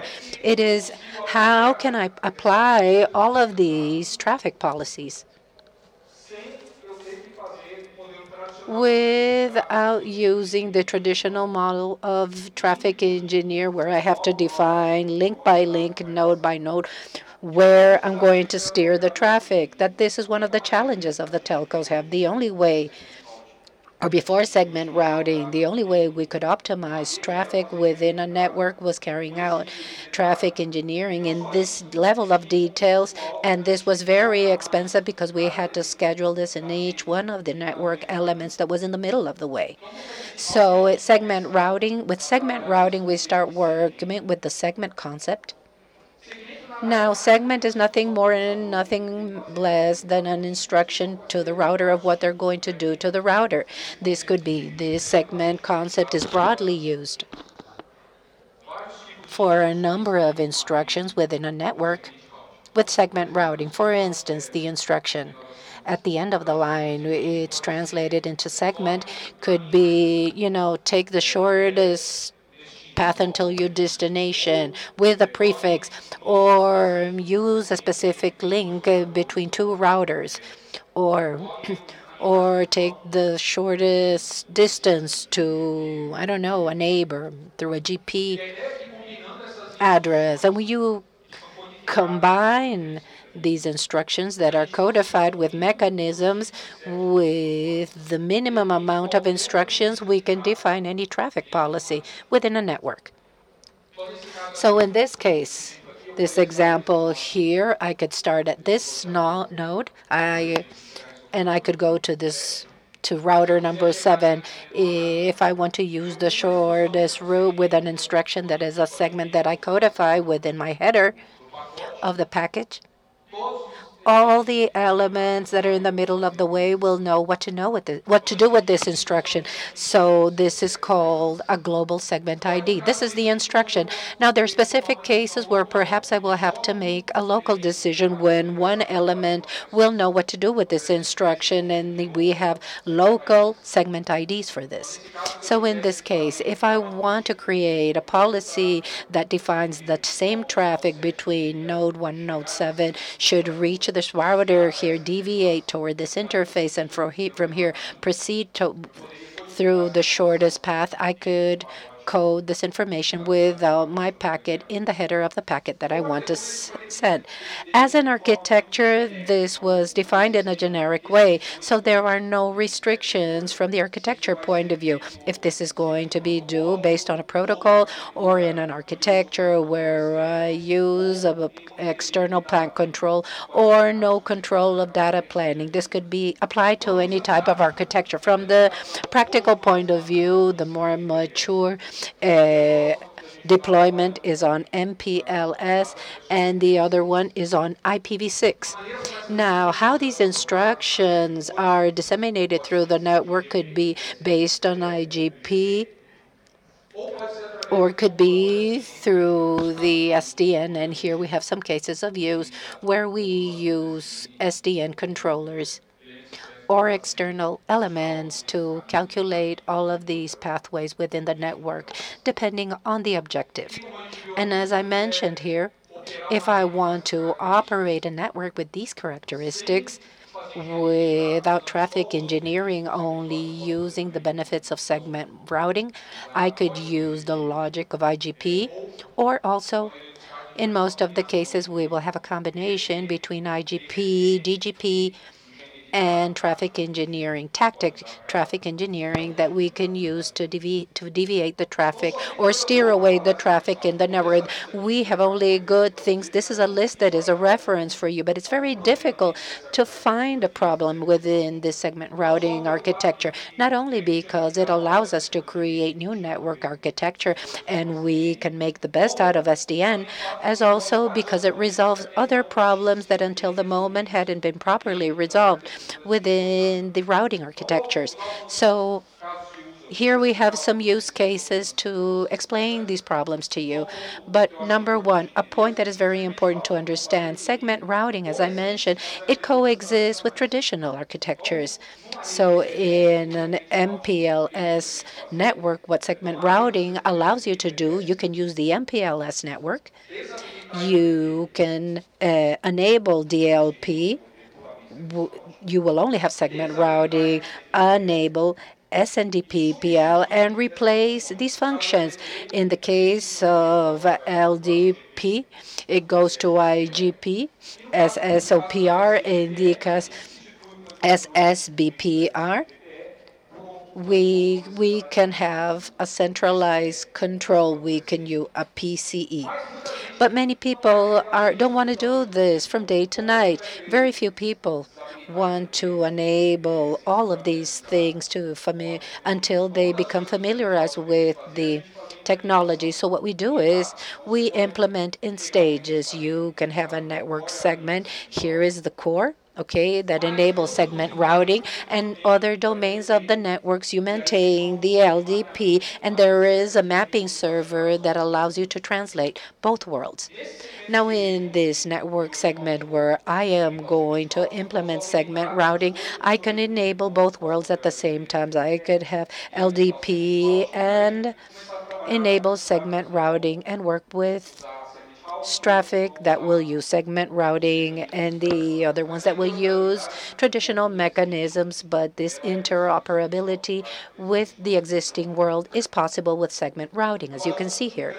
Now, a problem And I discussed this together with the industry. A problem that it resolves is how it makes quick convergence in independent networks regardless of topology and without traffic engineering tools. So the case of segment routing. Together with segment routing, we created topology independent loop-free outage alternate using these instructions that we codify in the packets with segment routing. We pre-calculate alternative pathways. And when we have a failure scenario, while the network is in the convergence process, we use these alternative pathways that are free of looping in order to steer the traffic. And this was easy to pre-calculate. Well, it was less than 50 milliseconds. I have more information for you, but this is something that you can resolve with segment routing. Convergency, less than 50 milliseconds for any network topology. The second practical problem that segment routing resolves is micro loop avoidance. We know that in heterogeneous networks where you have routers with capacity of processing, when something goes wrong, people think, how are we going to resolve the problem to converge the network? And here you may have some element in the middle of the way, a router that still hasn't had its convergency. So here we steer traffic to a link, and then they believe that the same link is an optimum pathway to reach the destination. Here you see a simple topology. Here we have a link with a high metric, and through normal pathways, here I'm deviating my traffic after failure. Through this pathway, all of them will steer the traffic back. And here we have a micro loop. So segment routing, we resolve this problem the same way that we resolve the problem of quick convergence with calculations from the beginning to be able to deviate traffic to a point of a network so I can reach my destination without creating micro loops. Another problem that is practical that I mentioned is what is the network behavior. All these traffic matrices are created with net flow. We have to collect a lot of information from the network and process to create traffic matrices. What we did here, we created sensors within the router interfaces, and we use these sensors to generate telemetry. That is a granular level of information with more information, so we can create these information matrices in an automated fashion. There is another category of use cases that are more or less the lines of the SDN, or how we use architectures of modern networks using software functionalities, and how we try to optimize the network. If you remember, one of the problems that I mentioned was the growth of traffic.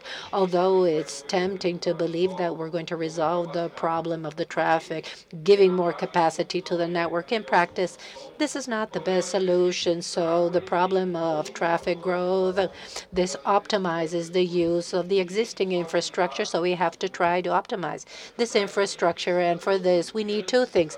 One, we need mechanisms that allow us to better use the available links of the network, and also segment routing. Although it's possible to create traffic engineering policy where we're going to define the pathway hop by hop. In this case, this is not a desirable scenario like this topology to start from this router and to reach router 3 of my policy is to avoid this link. Perhaps it's a link with a problem that has a lot of failure. If I use the traffic engineering mechanisms, I'm only going to define one pathway, and I miss the opportunity to have the multipath. Segment routing, as we are using the logic of routing and IGP, this comes for free, so we don't have to worry about about creating a number of tunnels to create a multipath. Another problem is how we have a global view of networks. So many times the networks are major. We have to segment in a number of IGPs, sometimes IBGPs and ISs, and this is difficult to resolve today. Very few telcos can do traffic engineering when you go under a number of network domains. How does segment routing resolve this? And this is when we start using the idea of SDN, where you have a global view of the network. And this element that has the global view of the network is called a path computation element. We can have a number of these elements that talk amongst them. And what they do, they create the topology of the network and by end. And once they create this topology of the network, then they expose this information to some type of use or for some type of application. We have this segment routing that is on-demand next hops, where a certain application or a user can query. This type of centralized intelligence that you have in the PC. PC gives them an answer that in terms of what kind of information they have to codify in the packet in the origin, so that traffic is steered to us through a certain way. So this will allow us not only to carry out the traffic engineer end-to-end and things that are not possible to do today in networks that use the classical model, like, for example, the idea of having a network where within the same topology, I can create multiple router logics. A network with the SPF, once it's calculated, what are the shortest pathways? This is based on one only metric. If I would like a metric that tells me I want my routing to be the pathway with less latency for traffic, but perhaps for another type of traffic that is not so important, I want a cheaper path or a shorter path. Today, the algorithms don't allow us to do this. With segment routing, one of the things that was deployed was the ability to have a number of routing algorithms analyzing the same network topology. So this allows us to do these things. So I can create segments of networks that respect certain logics. In this case, it would be I could have the segment of the network that is a slice, that is something that you will see in 5G networks that have low latency, but the rest of the network follows the shortest path. And then the same way, I can query as well a PC, and PC is going to tell me the path of lower latency between origin and destination. Use this that was quantified in the origin, and then the network will know how to resolve this. And there are other problems that are resolved when we have high availability networks. How do you deviate the traffic toward a certain plane of the network? With segment routing, once again, we have this type of logic, and we can create algorithms that are independent per plane, and then traffic is steered toward a plane respecting the local logics of this routing plane and imposing the segment identifiers at the origin. So to end, I believe that I'm at the end of my presentation. Segment routing today is more mature, and as I mentioned, they are codified using LDPS labels. There are different ways of doing the MPLS. I can give you more information for those that are interested in this. And they asked me to talk about the adoption of segment routing. Today, there is an ever-growing amount of telcos that are analyzing segment routing. I work with most of the telcos in Latin America, major in Europe, US, Asia. Everybody has their eyes on segment routing. There is not one telco that is analyzing segment routing. And here we have some examples of some of them that announce publicly, but there are other telcos that are putting these ideas in practice. This is not something for tomorrow or a year, for 3 years. As I said, things are happening today. So, well, with this, I can bring this presentation to an end. With this summary, I believe there are only good things to tell about segment routing. It resolves practical problems, and if we would like to create more efficient networks to serve the demand from here on, mainly things with 5G. I personally believe that we will not have another option than working with segment routing and other network architectures, because segment routing allows us to implement, in addition to the fact that segment routing resolves the operational problems. And if we analyze this closely, we can see that this is one of the major problems that our telcos are going to have to resolve. I don't know if you have any questions, something that you would like me to clarify.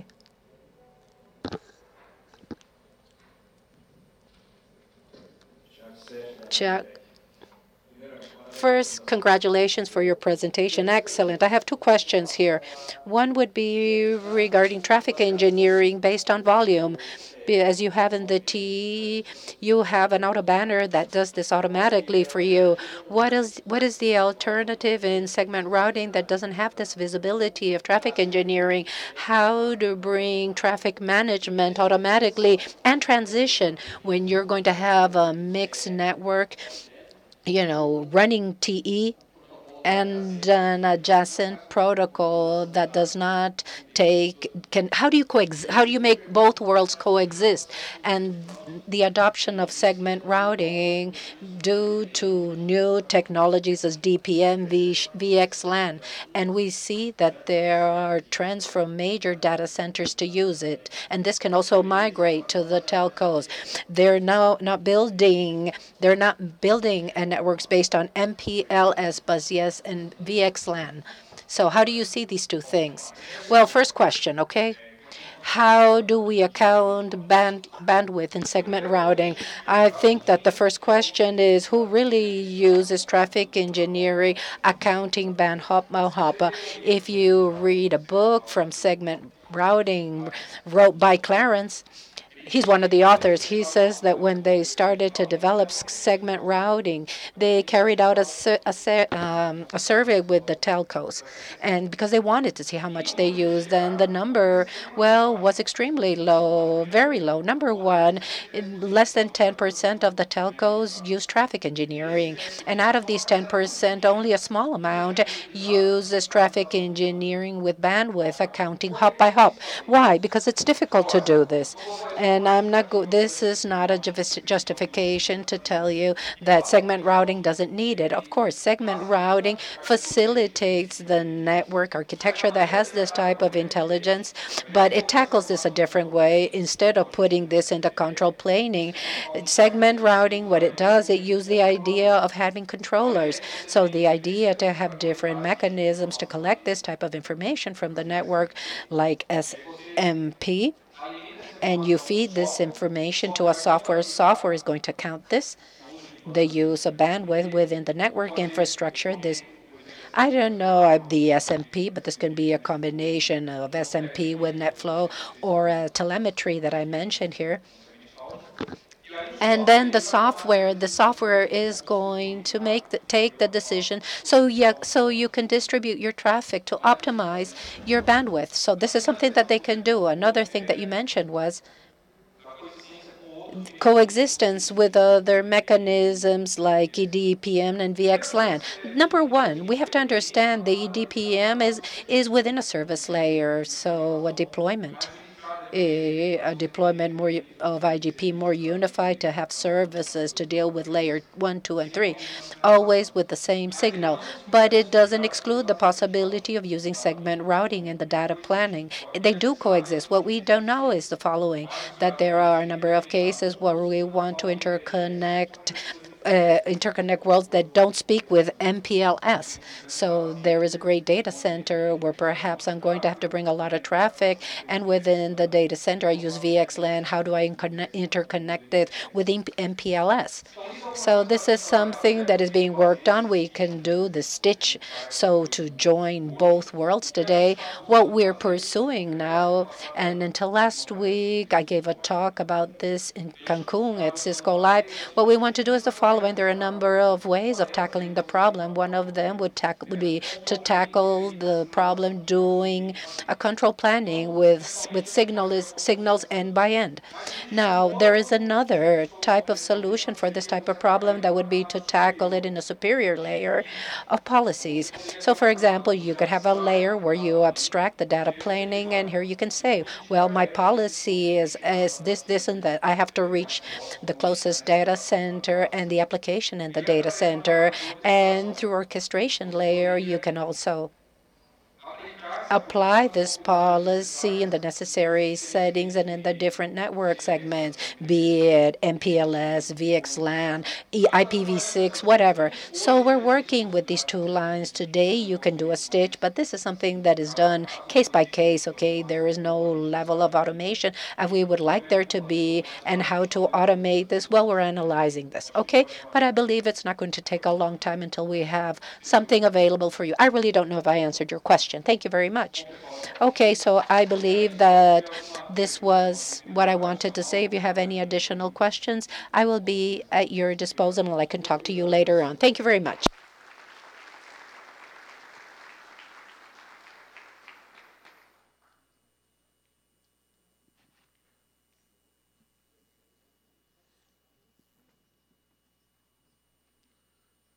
Bom, dando continuidade, gostaria de agradecer. I'd like to thank our sponsor, Google, Abranet, Volvo, Cisco, TEDEC, Extreme, Seaborn, EPS, Finizar, NTT, GlobeNet, Facebook, Angola Cables, Equinix, UPX Technologies, Telsus, and L8. I'd like to invite Mehmet to talk a bit about Network Atlas, representing Seaborn.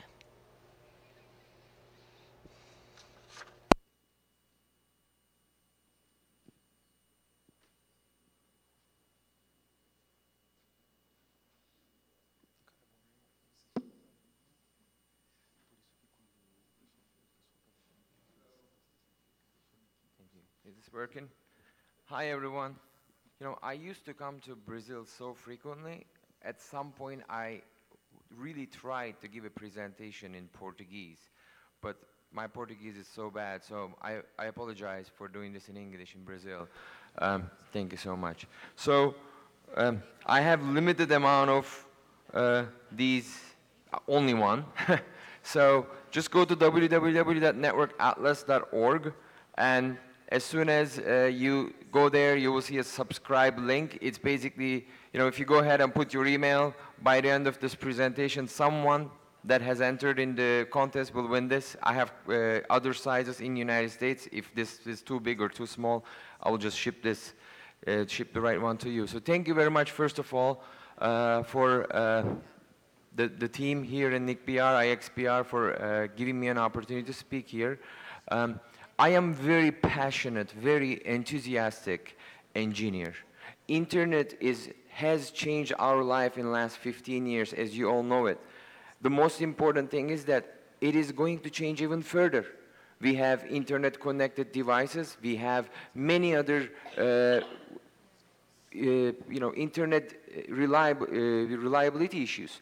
We rely on internet for everything, right? We watch Netflix. We watch other shows, but at the same time, some basic things like thermostats in our home, doors, opening them, closing them. The life is changing.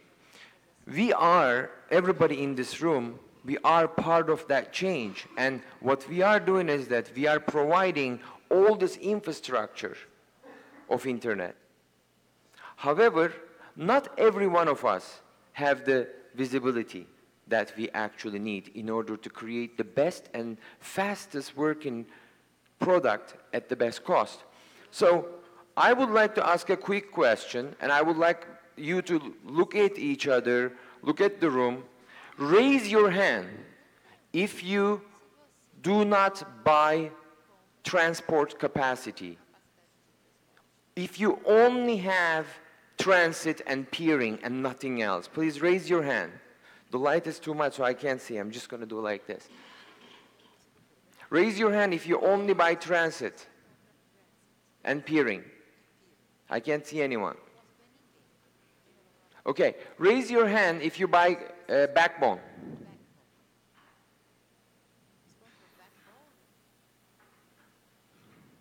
Okay. So, Network Atlas is made for the engineers, for the system administrators, for the NOC people, and for anyone else from an executive layer who are interested in seeing what's going on in the infrastructure, where there is a fiber cut, where there is a malfunctioning infrastructure equipment. So, let's go. All right. All right. So what it is? Network Atlas is a crowdsourced. That is the key here. Crowdsource. Think about this. We are always being confused by other people, like telegeography maps, which fantastic map, by the way, submarine cable map. They have done fantastic jobs. We are not, because we are the ways of internet. We are where engineers like yourself who know that there are infrastructure issues going on will go ahead and use as a platform to communicate that there are problems going on. And we are going to basically visualize this where you can hang on a NOC monitor or a TV station monitor and easily visualize everything. But there's not just it. This is the technical side. There's a business side as well. So our vision. First of all, we want to help people who buy backbone so that they can design their networks better. How many of you actually know that when you are doing a due diligence, when you're doing a building plan, network building plan, how many of you go through every single KMZ of the operator, review it? Sometimes it's really hard. Maybe in Brazil it may not be hard. Maybe some parts of Brazil it's hard. Maybe São Paulo is easy. This tool will give incredible opportunity because it is connecting the technical side of the business side of the business, enabling those two parties who don't really like to talk to each other, right? Salespeople and engineers, hey, come on.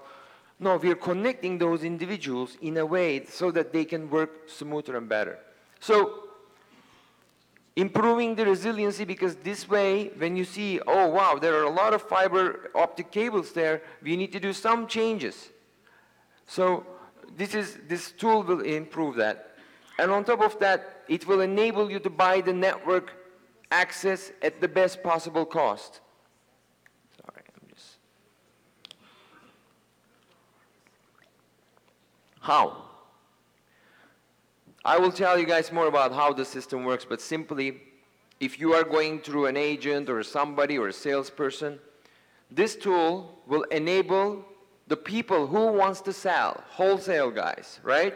Raise your hand. They're probably out there because they don't, you know. Wholesale people will be able to easily get connected. There will be a link on the link saying, hey, this link is good, São Paulo, Rio. Send me a quote. You can receive a pricing immediately, okay? So let's look at other stuff. So what's our mission? Our mission is we would like to be the platform which enables telecommunication and data center companies to display their infrastructure and operational status. That is our mission. Whether we do anything with the business side, whether we are able to, you know, expand into that, that's not really our core mission. Our core is the operational status. Is this network down? Is there a fire in the data center, right? We have had those in last year. How many fiber cuts we had? Many of them. They always happen. How many of them we know? Not much of them. So we want to be unbiased. We want to be able to raise through sponsorships like today, for example. I'm here because Seaborn Networks guys have asked me to come here so that I can present here. And through these kind of donation, we want to be operating through volunteers, which, by the way, we are also looking for volunteers in Latin America for them to be able to engage with the companies, the electric companies, the power and energy companies who often have a lot of power, fiber infrastructure for them to participate and help. So let's look at some other stuff. Cool stuff are coming. Just hang in there. I'm actually going to share some very important stuff for the first time ever. All right, so value. Our value is that we want everything visual, right? We don't want to go through 1,000 email address. We are going to have an AI, which we are writing, by the way, which goes through all those emails for you and then basically visualizes the state of the internet. It can be local, you can zoom in, and we are going to have pictures zoomed in, or it can be global, or it can be customized on where your network is. Capacity and pricing. You will be able to see capacity information on a route. You will be able to go ahead and request pricing, as I said, directly. This has never done that before in a way that we are doing it, because we are going to go ahead and not include the resellers of the bandwidth. If somebody owns the fiber and they want to sell the fiber direct to consumer, then they are going to be able to do it. Or if they have, capacity on ownership economics, that way the prices are going to be even much more competitive in a market like Latin America, Brazil especially, and Asia, etc. All right, the problem. So let's go back to the first statement we made. What is the problem we are solving? This is very important that it's clear to everyone. The problem we are solving is that we are so dependent on internet, more dependent than ever, and it's just going to get worse. We want to give visibility. Some of you might not care about network, right? And I don't think why you would be here if you don't care about network, but you might not. And I have friends like that. They basically say, you know what, I just want it to work. Then if I give them enough visibility and enough technical data for them to design their infrastructure, then they never have to worry about it because they build a 5.9 network, it operates. And planning your network, that is, right now, not all of you, but in some countries, in some regions, people just go to companies that resell, people just go to companies that say, okay, well, I can buy this from you, from this providers, and they lose about 25%. With that 25%, you can get more capacity. You can get into new cities, deploy more infrastructure, serve your users better. At very worst case, you can make more money for your own company. So I want to make sure that this system enables people to be able to go ahead and acquire capacity directly. But that's the second goal. The number one goal is to let people know what the operational status is. Which cable system will age? We are working on a future, very interesting. We call it time machine. Time machine, you're going to be able to go, this is coming by the way in January, you are going to be able to go see the map, all the cables there, and as soon as you select 2025, you will see which cables will end their lifetime. So if you're making a 5-year plan, 10-year plan, you would like to know that, right? You don't have to manually calculate it. The system will automatically calculate it for you. All right, the solution, using Network Atlas, you will be able to connect directly with wholesale network providers who operate their fiber. Own and operate, right? Not resellers. This will give you an opportunity to build more resilient and stable network while saving because you can now buy direct. All right, project timeline. I know I'm going to run out of time, but food is not that important. I'm just kidding. So, project timeline. Our first beta, we are right now on demo version, so basically nothing functional, but I will share the link with you. Each one of you can go and check it out. Product beta is coming in January, right before PTC we are launching. And then product final beta. So I am genuinely trying, and I know this is recorded, so I can't BS here, obviously. I am genuinely trying through sponsorships to make this free and open to everyone. At the end, for educational, government, or for people, individual users, it will always be free no matter what. But I'm really trying to make it, even the network planning piece, advanced pieces, very open to public. But it may not happen, and we might end up becoming like a company because in order for us to be able to operate and make this product go further, we may need to be able to operate. So from May 30 to basically August, once the product launches, we are going to decide that. What do we do? Do we do a non-profit? Can we get a stable sort of income? By the way, all of this data is available as a public to the penny that what our 3-year plan is, all available transparently in the www.network.atlas.org. If you click blog, that I wrote a long blog entry with the financial needs of this project. Anyway, then we have Network Atlas 2. We are thinking about building an appliance, which basically you can put it on your premise and you can connect Network Atlas directly into your existing network monitoring tools. And through API, they can talk, and we can basically visualize everything inside your network. So you can do the same thing for your VPN, for your other devices. All right. So really quick, I know, strength, weakness, opportunity, threats. So we have the most experienced team and mapping technology. Guys, the team that we have are for all former ex-Yahoo, several ex-Yahoos and Google experts that have been top of the line. You might have heard fibermap.com. Those guys are incredible working there, trying to deliver a completely different product, and they're letting us use all their source code. But you know, obviously they're developing a lot of stuff custom for us. So weakness, let's be honest, right? Some of you that are in this room may not be even interested in this, and that applies everywhere in the world. This might be something cool, but not cool enough to buy. So that's sort of like an issue. Opportunity. With this tool, we can help others become more interested in network and infrastructure. By visualizing and showing people how big, huge internet is, I think we can actually let people learn more. All right, I'm going to go. And the threat is basically financial, right? If I can't raise this, I've paid everything to this date except this trip and several other little things myself, and that is obviously a risk. All right, products. So, by the way, thank you very much for Netal. I don't know if anyone from Netal is here. Wagner, are you around? Thank you. He's a good guy. He shared his KMZs. Of course, Seaborn has shared the KMZs. And then if you have KMZs, if you own fiber, want to share it, let me know. Technical overview. Basically, this is São Paulo, but you're going to see in the next slides that what else we have. Provide visibility. Provide technical details and provide additional information. What's the additional information? You're going to love the next slide. I know I run out of time. All right, how do you like that? We don't have that for Brazil yet. Okay, basically, this is how the map looks normally. But you select the metro, you zoom in, this is 3D view of New York. This is 60 Hudson, 111.8, yada yada. We will be able to do that in everywhere that Google API and some other maps have. If there is a building 3D map that has it, we will integrate and fetch that information.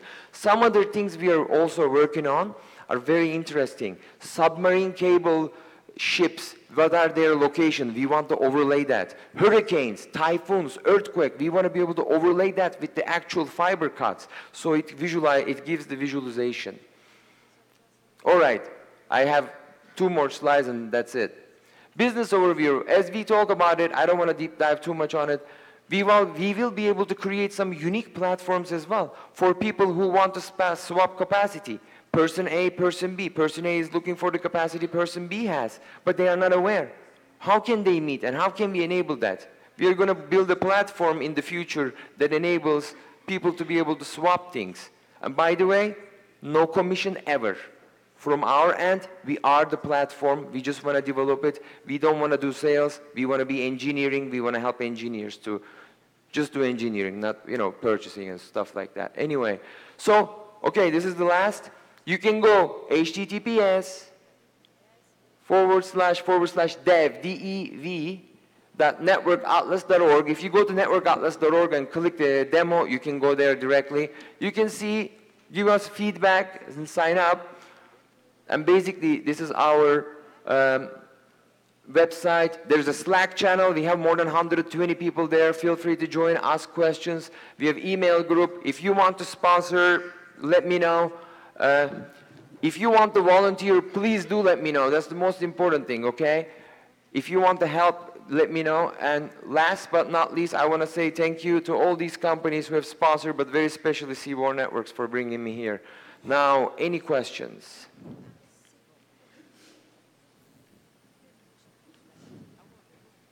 Everybody's hungry, no questions.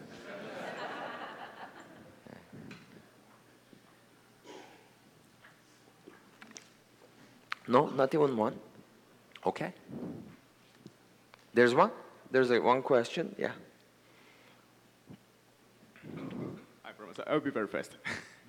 Have you any plans actually, how long it takes to actually build it up all the development in Brazil? Do you have any, like, you said you have no,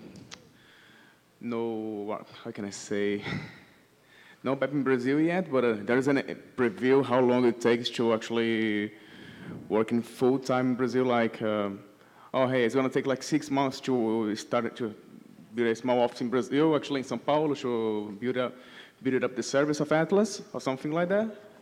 Okay, so if I understand correctly, you're asking how long would it take for us to build the Brazil visibility, right? Yeah, exactly, exactly. Okay, so great question.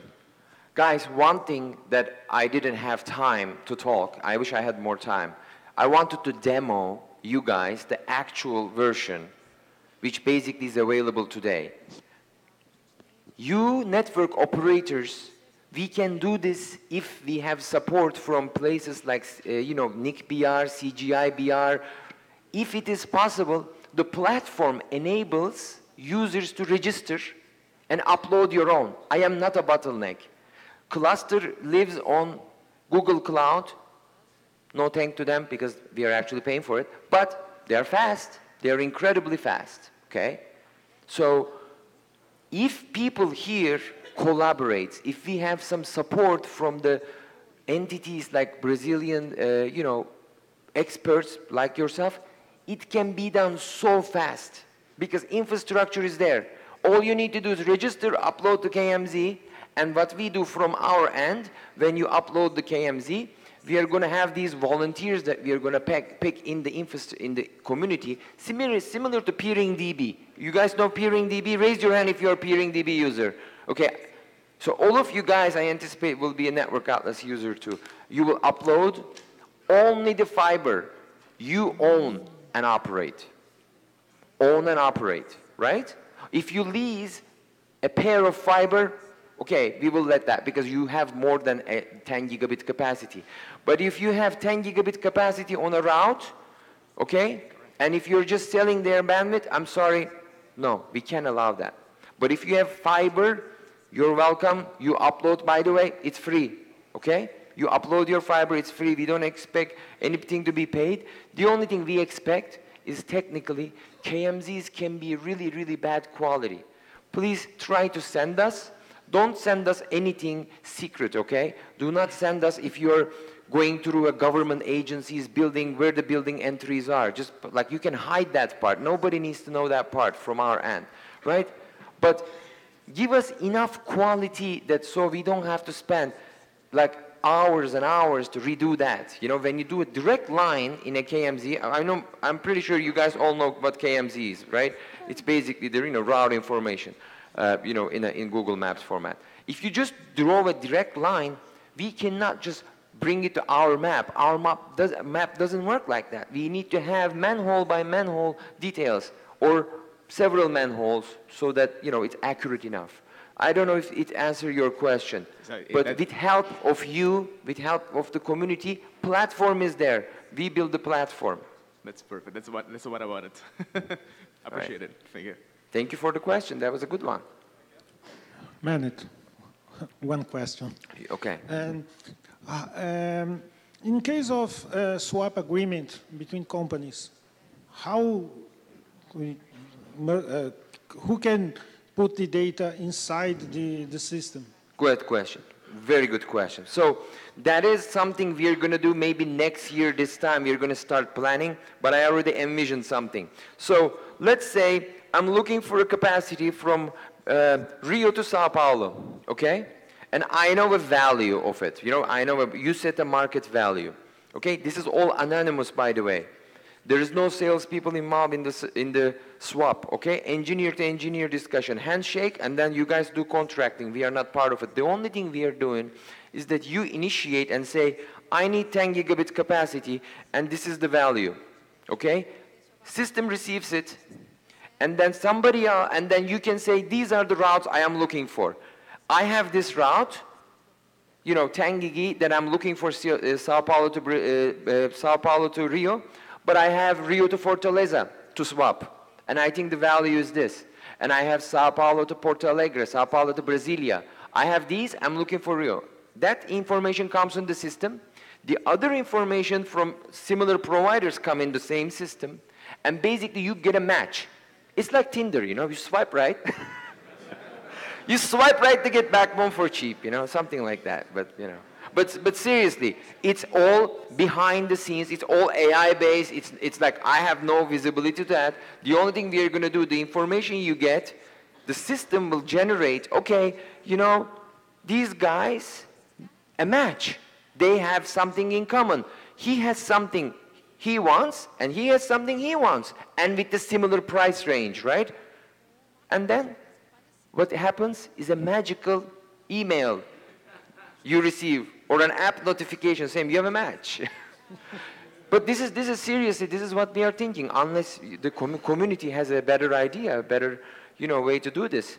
We want to make sure it is not sales, okay? We want to make sure salespeople don't go, that will happen too, by the way. I am actually thinking that salespeople can go and put their offers. For example, there is this capacity that became available, and they want to do a year-end sale. Yeah, you know? They have budget problems and stuff like that. Why not? Create a separate section, different section that says, okay, discounts, huge discounts in these routes. Did it answer the question? Yeah. Yeah. Thank you. And then I want to be very careful. We only talk today about one single thing. Network. There's a data center part of it. We are going to find ways to integrate with peering DB as well. So if you're planning to go to a data center to make a network plan, not only you will know which network providers are going to be in there, you know, but also the peers. So one shop, right? One shop. And you will be able to click and get a quote from the owner of that data center, no resellers, okay? I love resellers, don't get me wrong. I am here to make sure my engineer friends get the best possible price. Cool? Thank you. Obrigado. Obrigado, Maynard. All right, so for this, I will find the name of the person. I received that already. There will be a random choice, and then as soon as that's done, I'm going to reply back to that person, and it will be theirs. Thank you. Bom, ok, gente. Very good, folks. Just before lunch, just an announcement. Please, I'd like to ask the speakers for this afternoon and for tomorrow, please talk to me or talk to Galvão so that we can give you a voucher for lunch. That we present here in the forum, please try to find me or Galvão, so I will give you 2 vouchers for the lunch for today and tomorrow. Gostaria de agradecer os... I'd like to thank our sponsors, Google, Abranet, Hose, Cisco, TDEC Extreme, Seaborn, EPS, Finizar, NTT, GlobeNet, Facebook, Angola Cables, Equinix, UPX Technologies, Telxius, and L8. Now we'll have a lunch break, and we'll be back at 2 p.m.